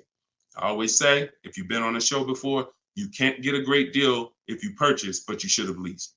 Impossible. So once you decide that, now we're going to do an equity assessment. So we are no longer, Lisa, going to turn in who's dropped off a lease to a dealer at any time in their life. Type 1. You had a lease, you've just dropped it off or returned it to the dealer. And what you're going to see now is you're getting a lot of dealers that say, we're a lease return center. Bring your lease in. We'll ground your lease for you. Even sometimes it's not even their brand. They sell Hondas and they'll say, hey, bring any lease and we'll return it. The reason they're doing that is because they're going to do an equity assessment. So the reason why right after you decide whether you're leasing or buying, that's my process is 7 steps. That's why my book is called Cars from Home, 7 Steps to Saving Time, Money, and Avoiding Dealerships. Step 7 is delivery. That's the end. But the first step is lease versus buy, 8-year rule. Second step is equity assessment because you need to understand that every time you give your car to a dealership, either dropping it off on lease or you trade, they're assessing your equity. They're assessing the position of what the vehicle is worth on the market. We do that. We never let the dealer do that before we do that. And the only way we do that, we don't use Blue Book, we don't use Black Book, we don't use any algorithm sites. We have a huge advantage with cars we don't have with houses. That's we could get offers. We can get real offers. Imagine being able to, at any time, if you're a homeowner, literally get no obligation offers on your home. You could just put your home, you could just go to buyers and say, here, this is the kind of house I got, and you could get multiple offers. Hey, I'll pay this for it, I'll pay this for it, I'll pay this for it. That'd be amazing, but you can't. So all they have with homes is algorithms, Zillow, Zestimates, and all of that. With cars, we can get real offers from the people who compete to buy cars. And this is our first step before we budget, before we think about what car we want, before shopping, we are doing an equity assessment. So what that looks like, Jane, is Lisa, is you're going to call your leasing company and you're going to get the payoff. There's two types of payoffs, a customer payoff, a dealer payoff. Depending on the brand, sometimes they're the same, sometimes they're different. Sometimes the dealers don't have to pay taxes. And so it depends. There's no hard rule, but you're going to get the customer payoff. Customer payoff, then you're going to ask them if you, that step is the same for everyone, whether you own a car, you lease a car, doesn't matter. Only people who don't have to do that is if you have a paid off car. You skip that step and you go right to the next step. But if you have a lease, you're going to ask an additional question. Do I have a third party restriction? If you don't have a third party restriction, you can sell to the highest online bidder. The bidders that we're going to get, if you own your car outright, you can sell to the highest online bidder. You have a lease with no third party restriction, you can sell to the highest online bidder. If you have a finance car with a bank loan on it, you can sell to the highest online bidder. The only people who can't sell to the highest online bidder are leases with third-party restrictions. So you're still going to go and get the offers from the online bidders because you want to know a roundabout of what the car is worth. So we're going to go to CarMax. We're going to go to Drive. We get 6 offers. This is the equity assessment laid out in my book, step 2. When you do this, you're getting CarMax offers, Driveway offers, Carvana offer, Kelly's Blue Book Instant Cash offer, AutoNation Sell My Car, and Car Guru Sell My Car. When you get to the point where if you lease, just pay attention. See, there's a lot of detail. This is why I say when y'all are trying to look through all my social media videos, you don't realize what things are applicable to you and which are not. So I'm talking to 4 different types of people right now. People who, all of you should be doing an equity assessment. People who have a car that's owned outright. People that has a car with a loan on it. People that has a lease, no third-party restriction. People who have a lease with a third-party restriction. So you have to take the nuances and say, all right, that part was for people with third-party restriction. This part is not. I don't have a third-party. So when you call and you get a third-party restriction, you need to take a different route to sell. But everyone's going to get those 6 offers. Everyone. Shout out to y'all tapping the screen, running the likes up. And shout out to the sharers. Thank you to everybody that shares the broadcast. It means a lot. Tag your closest friend. So now you get those 6 offers. If you have a lease, whenever you're on those websites, it's going to ask you, is the car owned, financed, or leased? You want to put owned. Do not put lease because it triggers something in their website where it thinks every lease has a third-party restriction and they may not give you an offer. So don't do that. Now, once you get those offers, you can sell to the highest bidder. Now, if you have a third-party restriction, we're going to take those offers. We're going to kind of see where those offers are, kind of get an estimate, and now we're going to go and sell that car to a used car, to a brand. Let me explain it like this. If you have a BMW, you can only sell to a BMW dealer. When you have a third-party restriction, you can only sell to a BMW dealer. Now, hundreds of thousands of people around the country, they found out they had a third-party restriction. They bought their cars and resold them. The reason I don't like doing that is because you pay taxes, you pay fees, and that comes out of your profit. So if you were going to make $5,000, you buy your car. By the time you pay the taxes and fees, you wait for the title, you probably won't make anything. But when we sell direct to a dealer by getting bids from multiple BMW dealers, If I have a third-party restriction of Nissan, I'm getting multiple bids from Nissan dealers. And once I get my offers from those dealers, now I'm going to sell to the highest one because dealers don't pay those same fees. Dealers will I don't have to pay the taxes and fees. That doesn't come out of my profit. So we've had people who sell direct to the highest bidder online, depending on their situation. And we have people who, with third-party restrictions, sell to the highest bidder among a local dealership. But we must get bids. Doesn't change. We get bids no matter what. So some people say, Deshone, I use what you teach. I went on those websites. They said they don't buy leases. You didn't do what I told you to do. You put that it was a lease in there, and then no, you don't. No, you have a third-party restriction. We sell to a dealer of the same brand. We get bids from multiple dealers. That's what I'm saying. So it's laid out in my book. If you want the roadmap, if you don't want to try to remember this, TikTok bio, Instagram bio, comment section on YouTube or Facebook, or you can scan the QR code, get your book for 75% off. You won't pay the normal. Hold on one second. Let me turn this off. You won't pay the normal $97. Okay, so that's the equity assessment. When you said, Lisa Jane, I'm not sure how to start, that's the process. Because we never return a lease that has equity. We don't return a lease until we find out that there's no equity. If there's no equity, then we'll drop off the lease and we'll shop for our replacement vehicle. All right, good question. Go ahead, Dolan. Good evening. How do I narrow down the luxury brand of car desired after filling out the shopping sheet?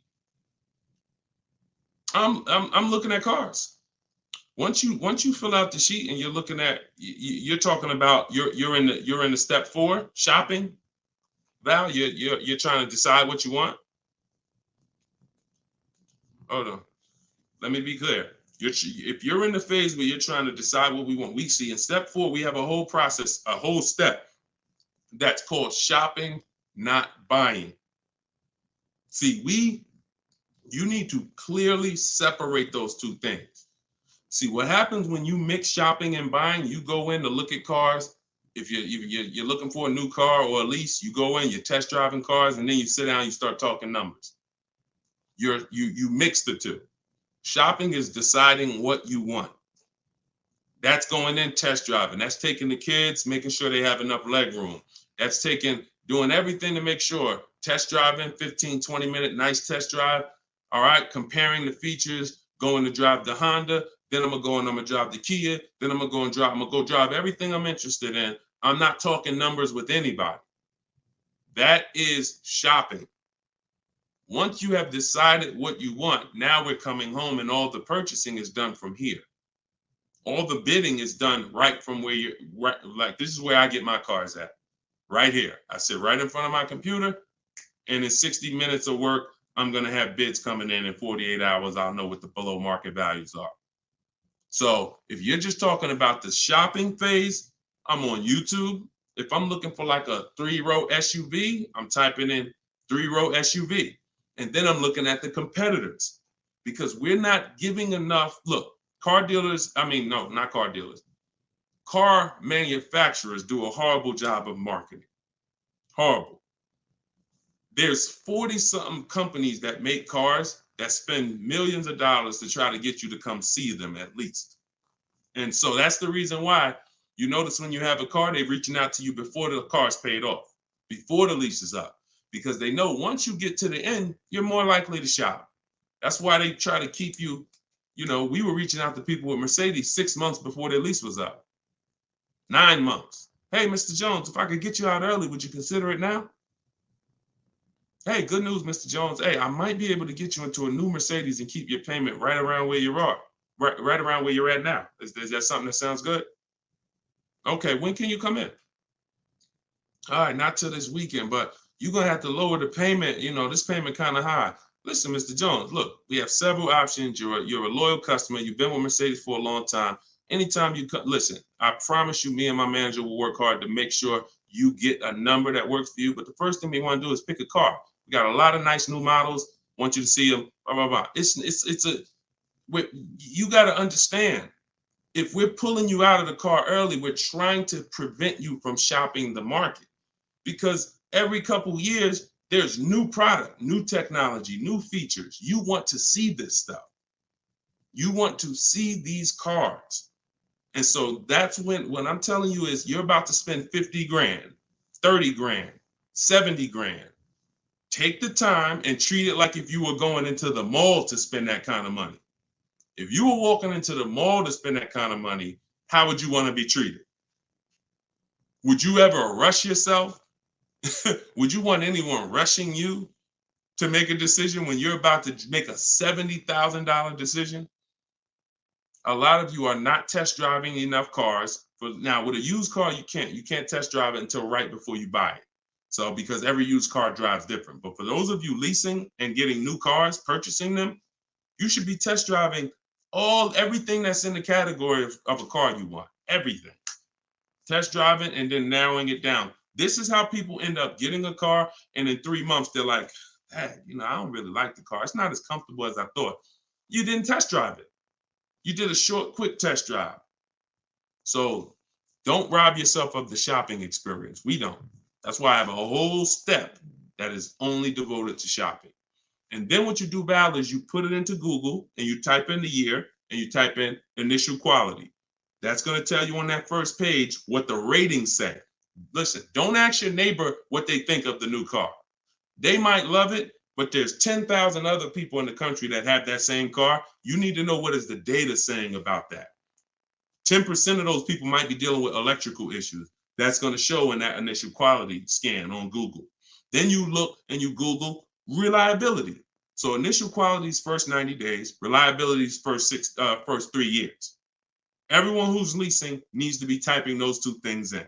Initial quality, skim the articles, look for any red flags, then do the same thing for reliability. Those of you who are purchasing, you should be doing longevity. And that's going to tell you if the car has transmission problems later on. That's going to tell you what the engine is rated to do. These are 5-minute exercises that will save you from getting a Maserati that's in the shop every 3 months. So that's the shopping process, Val. And don't cheat yourself of it. Don't shortcut it. Take as much time as you need in that part of the process. Because once you decide what you want, getting offers is quick. If you're doing it my way, getting offers is literally 60 minutes. So don't rob yourself of shopping. All right, good question. Go ahead, Dolan. One thing I will not do is sign anything to test drive. If anybody ever, keep that question up. If anybody ever makes you sign something to test drive, first of all, and I have a particular way I set up a test drive. In my book, I teach you how to call a dealer, ask for the most experienced salesperson, the guy everybody loves, the person everybody loves, and you set up the test drive with that person. You set up a random test drive or you walk into, you don't know who you're going to get. You might get Lou Ricardo. He only been there for 2 months. He made $10,000 last month. He hungry. He feeling like he could do no wrong. Even when he lies, he's not going to get caught. And that's the guy you're dealing with. You got to set up everything is a system. Nothing is left to chance when you're following my process. And no one who's experienced like that would ever require you to sign something before you test drive it. Driver's license. I have your information. I have your email. Okay, that's what we need. All this other stuff is just a trick to lock you in. It's ridiculous. Okay. All right. This one's from YouTube. Deshone, I got equity now at the end of my lease, but I got a third-party restriction. How can I sell it to a dealer without buying a new one? Separate the transactions. When Dave came in, Dave was the first person who used this strategy back in 2021. And he joined me because he said, look, I had a BMW. As soon as I found out how to get around this, that made me like $1,500 to $2,000 more because I had the third-party restriction. You call, we speak to used car managers, and you're going to get bids from used car managers. Hey, I got a car. I'm looking to sell it. I have a specific script in my book, but hey, I'm looking to sell it. And, can I give you some information about it? And you give me an offer. And we want to get at least 3 offers. It's a relatively new car, 2-3 years old, and that's it. You're having conversations and you're getting offers. These guys, their job is to buy cars. So, but that's independent of who you're getting the car from. So if I talk to a guy and he was like, look, I like your car, I can pay you this for it, I'm going to tell him, look, okay, I'm about to shop for my new car. I'm looking to have that deal done in a couple weeks. And as soon as I make that deal and schedule the delivery, I'll call you and I'll drop off this car to you. Now he's going to say, well, if too much time passes, I might have to look at it again. No problem. Understand. If 2 months pass, then yeah, I would keep in touch with him and be like, hey, I'm still shopping. Do you need to take a look at it again? Just so the person, I'm always, anyone who's listening to me, who uses my stuff, they're always locking up equity in who they're going to sell the car to before they focus on the new car shopping. Before. Equity needs to be, because that's a bidding process. I've already gone through the bidding process. I know who I'm giving my old car to. Now I'm on to my next car. I'm on to the replacement car. I'm on to the loan that's separate. But this needs to be locked up first, because what will happen is you've been taught, don't tell the dealer about your trade till the end. Let me tell you how horrible, who's heard that advice? And I'm gonna tell you why that's the worst advice about getting money for your trade in you could have ever listened to. Hopefully you never listened to it, but who's heard, don't tell the dealer about you that you have a trade until the end? Who's heard that? Okay, Adri said, I've heard that. Okay, who's heard that? Okay, SS, I see you on YouTube, me. Okay.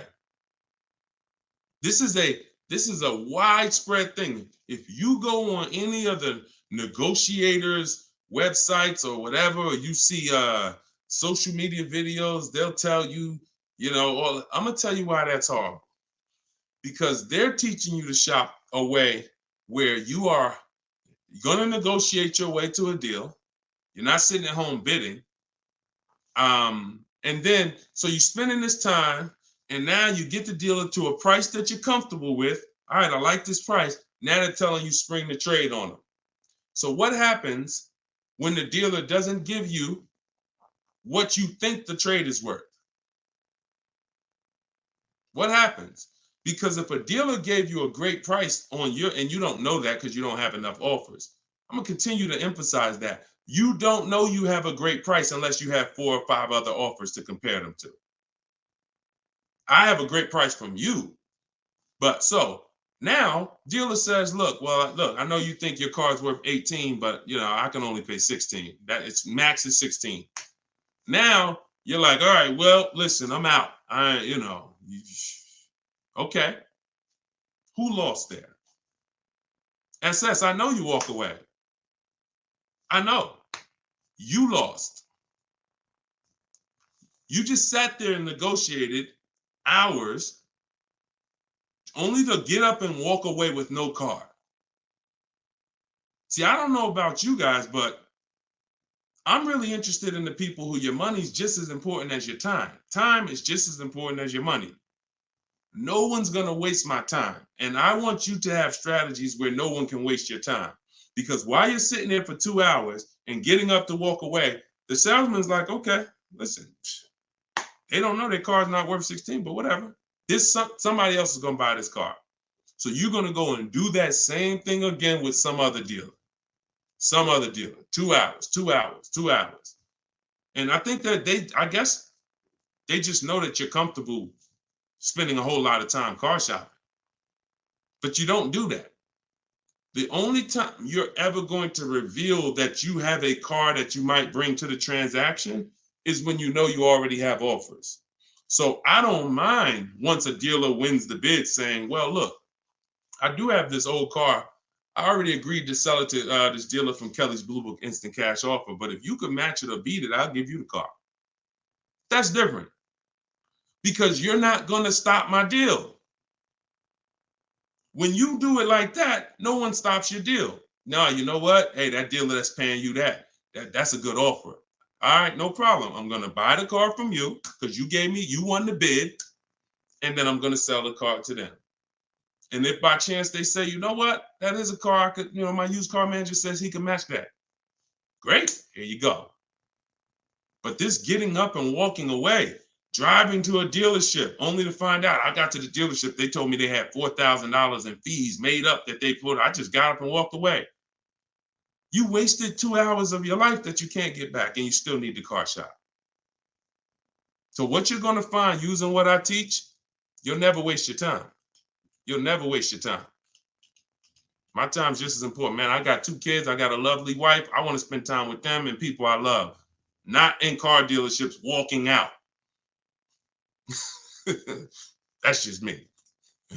If you like me, then we're gonna love working together. So go ahead, Dolan.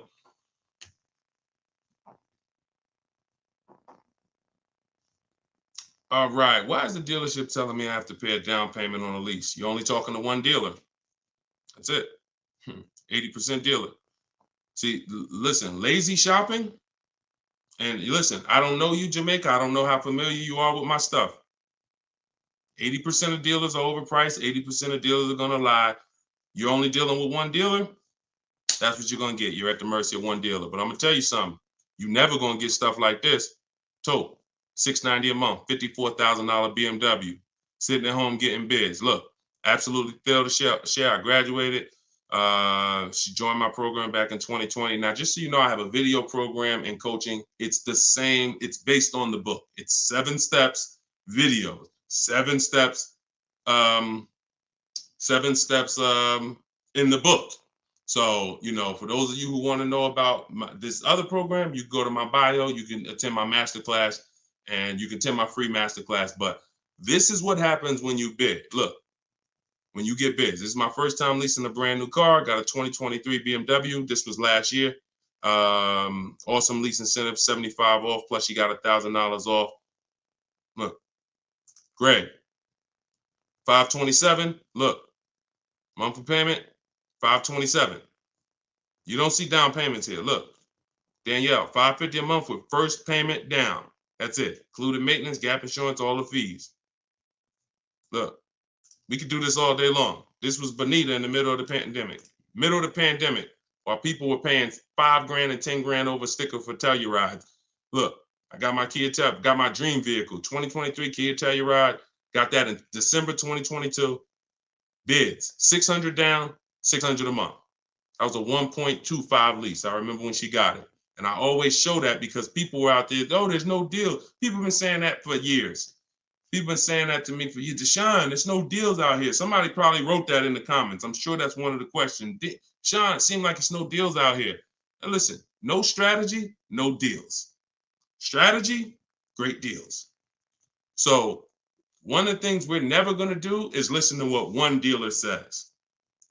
5 dealers, 5 offers. You could do it your way, manually, or you could do it my way.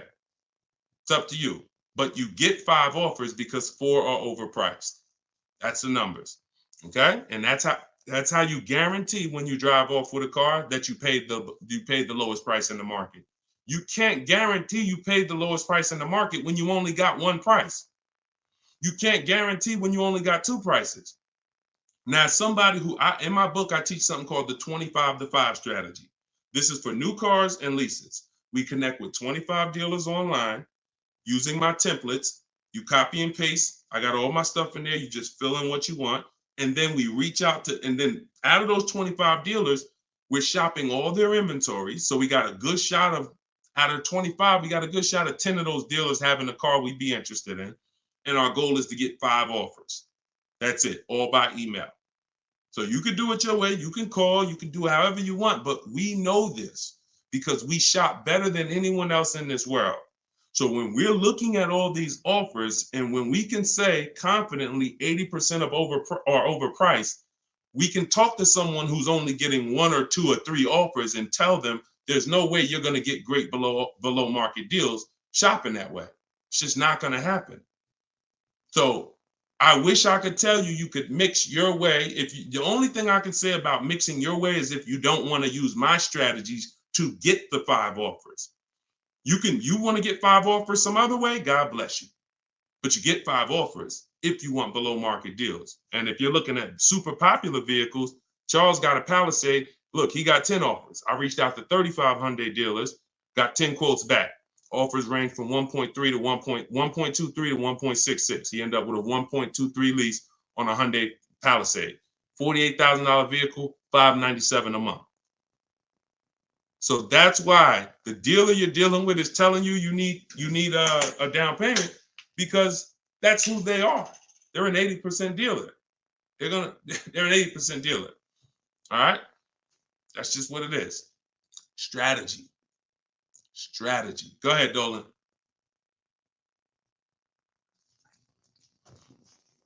All right. TikTok. Miss Brooklyn. How much is a good price under MSRP? It's going to be different for each car.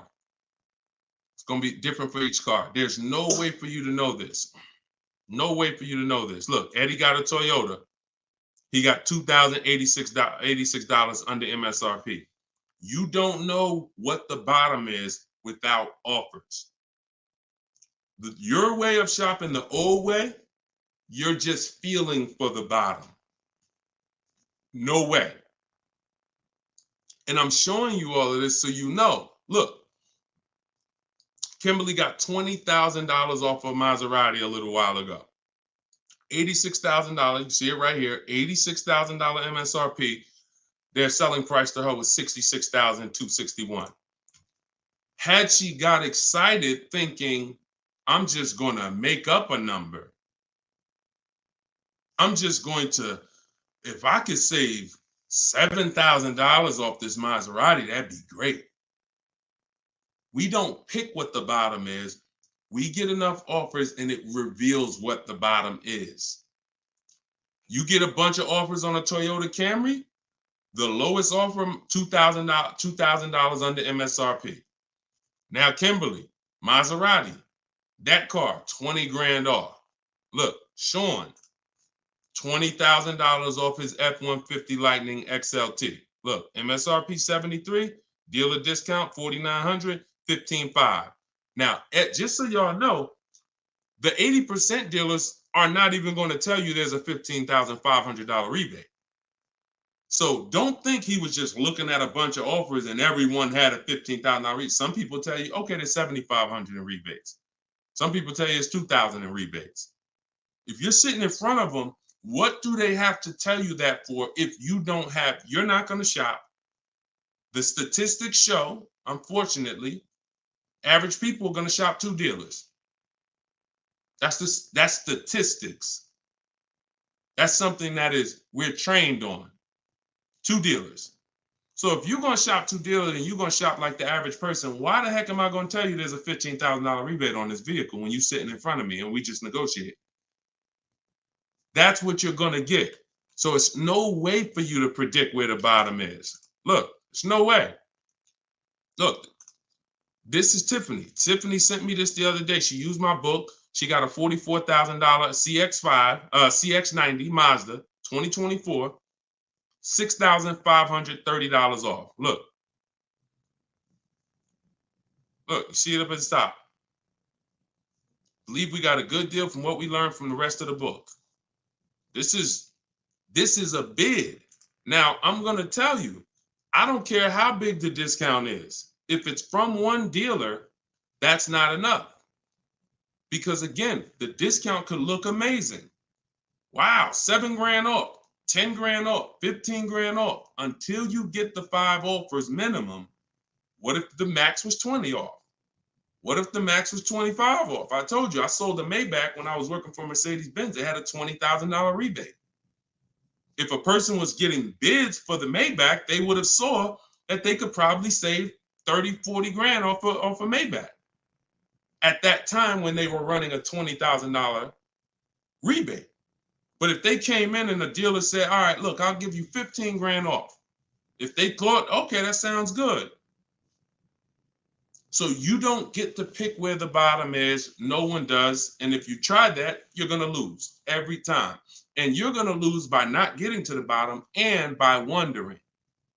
See, that buyer's remorse, that's wondering. Was that really the bottom? You think we could have got more money off? That's buyer's remorse. We never have that. I want you to never have that. And when you sit at home and you let these offers come to you and you look and you see 5, 6, 7 people bidding for your business, you'll never wonder. You'll never wonder again. That feeling of in your gut of, oh, I hope I'm not getting ripped off. Oh, I hope this is a good price. That's a thing of the past. You'll never have that. Okay? And you deserve not to ever have that. Stop shopping the old way. Okay? Go ahead, Dolan. Very common question, too. Yep, you did the work. This one's Nita from TikTok. Instagram, I don't see enough questions over here. Instagram, I see a couple of y'all on, but I don't see any questions. Can I oil you up? Okay, you got to get it. You always got some weirdos popping up. That's why I'm going to let Dolan pull in the questions. Sometimes I'll be reading and we get just good. All right, so Nita from TikTok. Should I be worrying about the cost of insurance when buying a car? I would look, insurance is insurance. I would use a site like Insurify or Jerry, the Jerry app. I would use a site that shops multiple companies. Insurify shops multiple companies. And some of the smaller companies that don't have the big budgets, some of you go to insurify.com tonight, you might save money. So you need to, and I'm not endorsed by Insurify right now. I just believe in the product. Look, I believe in anything that gets my favorite two words, multiple offers. Because that's how we buy everything else. That's how we buy TVs, that's how we buy electronics, that's how we buy groceries. You go in, you want some potato chips, you got 30, 40 companies competing. You got, spaghetti sauce, 10 different companies competing, trying to sell you. Oh, we're on sale this week. Blah, blah, blah. It's always multiple offers. So any tool that gets multiple offers, I love it. So Insurify.com or the Jerry app. Yeah, insurance is insurance. J Love, how's the market looking? Watch the earlier broadcast. We answered that. That was pretty much, I think that was the first question in the show. So you could go to YouTube, watch the rebroadcast, and you'll see the answer to that question. Go ahead, Dolan, shoot that next one out.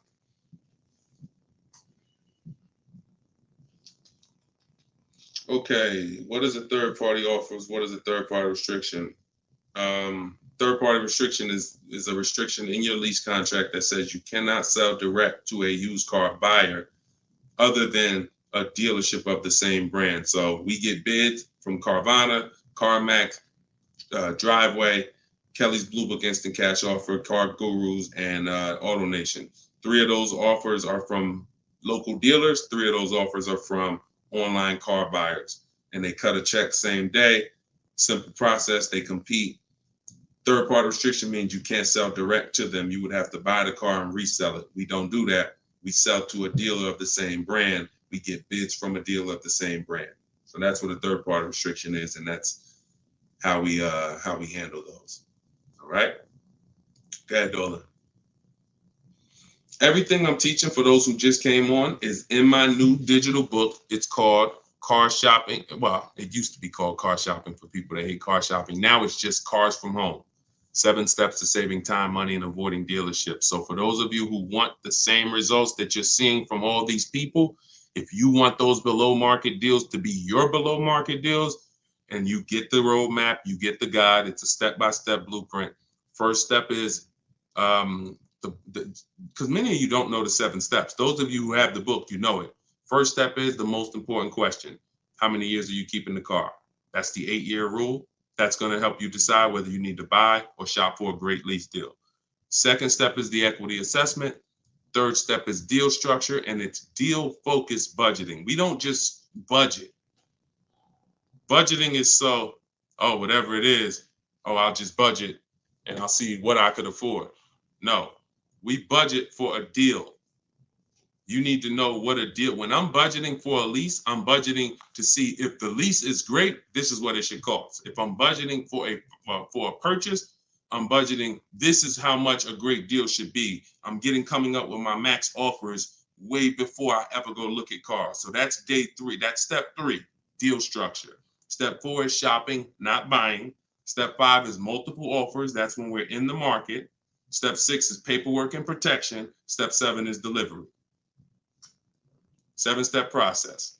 So everything is in there step by step. You can get your copy for 75% off as part of our book launch.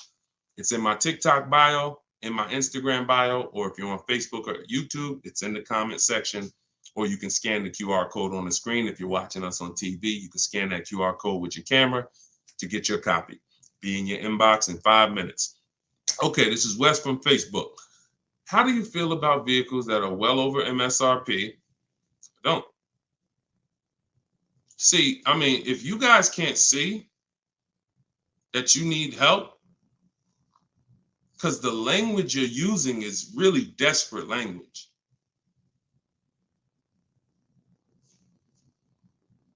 I really don't know, like, because here's the thing.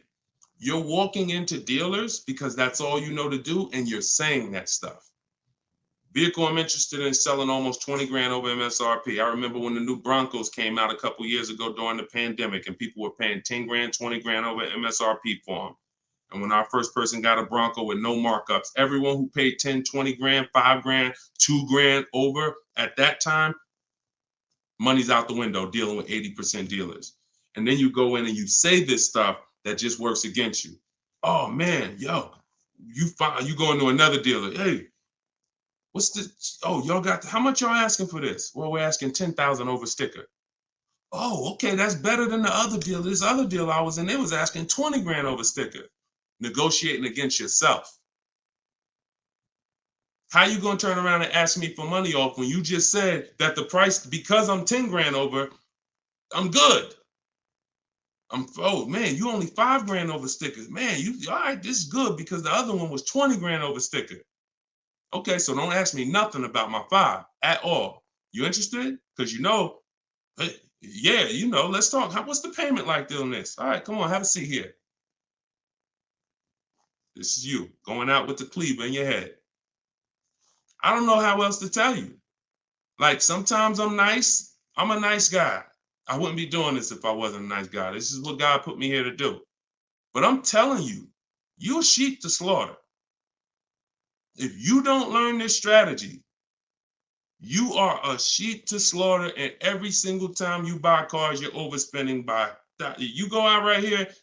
Now, if you get bids and you start to see, okay, man, I could get that car not only for this. We had somebody come on the show the other day, and she said, man, I got a brand new 2024 BMW X4M, the M.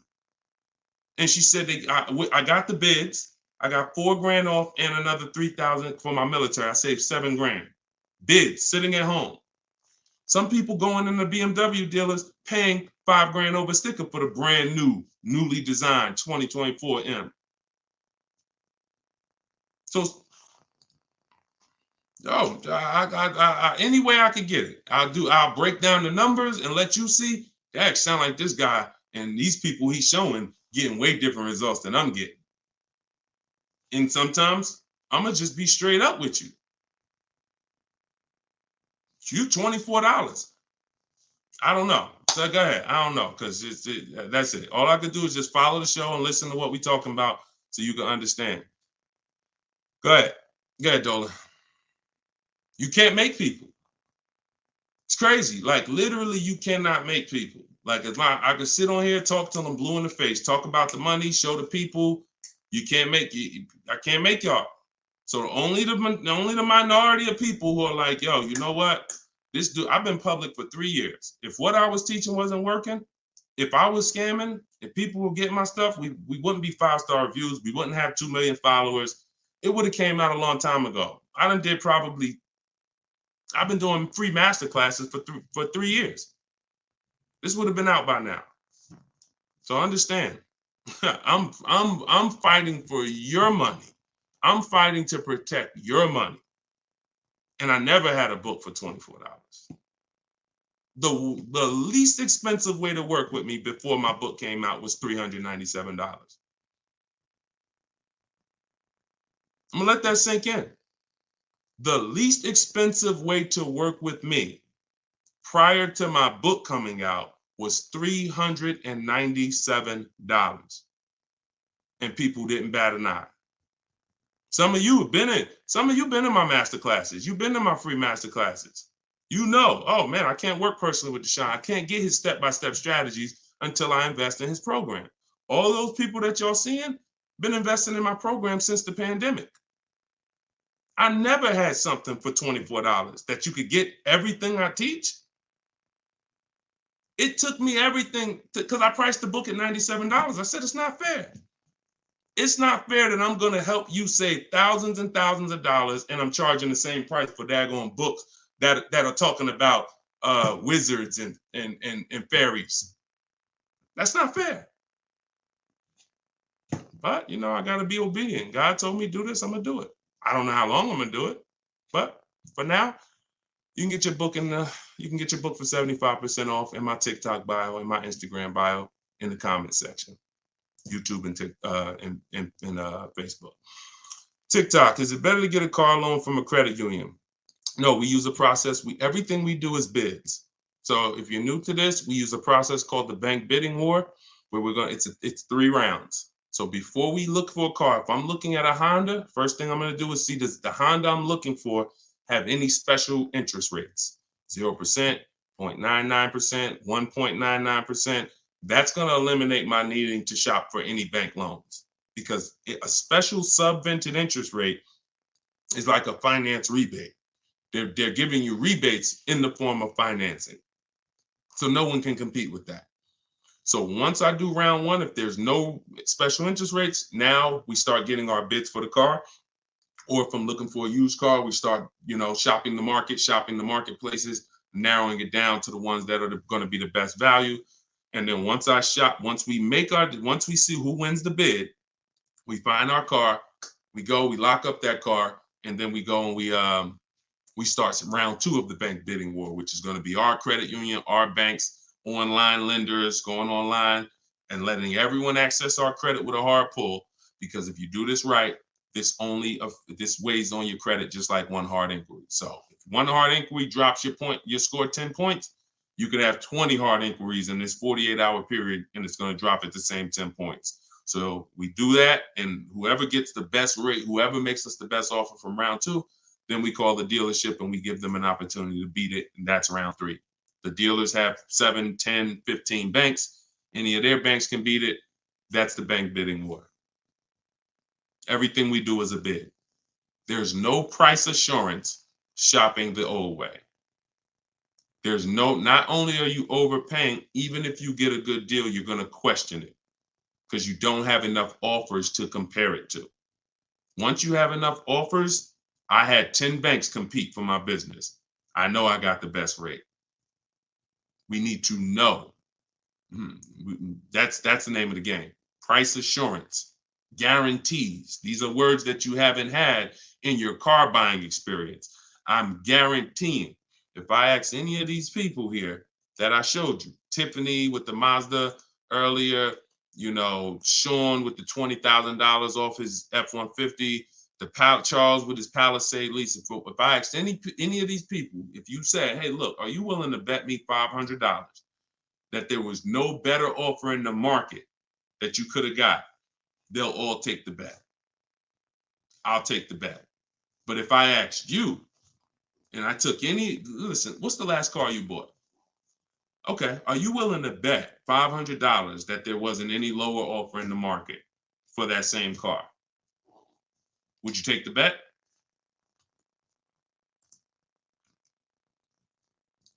No price assurance. No price assurance.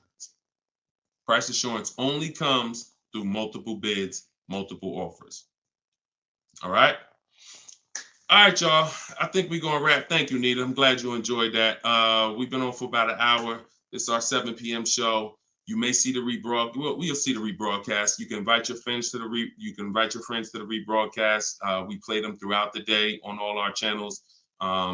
Everything I'm teaching is out of my book. You guys know that. If you want to attend my free masterclass, we have a link in the comment section for you. It's called Everything You're Doing Wrong, Buying, Selling, and Leasing Cars. It's about an hour. So you could go there. Hold on. We're going to wrap, Dolan. Man, I'm tired. I'm tired, man. We'll wrap an hour and 2 minutes, man. Everybody can come back, join us on another live show because we got tons of questions. We could never get through all the questions. Once the stream starts heating up, we can't get through all the questions. So if you want to attend my free masterclass, it's a link in the comments, or if you're on Instagram, there's a link in my bio. You can attend. It's an hour long, and then we do Q&A after. And then if you, of course, want the book, you guys know where it's at, in the comment section or in my bio. Other than that, I'll see you all on the next show. Shout out to everybody who joined, and it was good to see you all. All right, I'll see you all on the next stream. God bless you.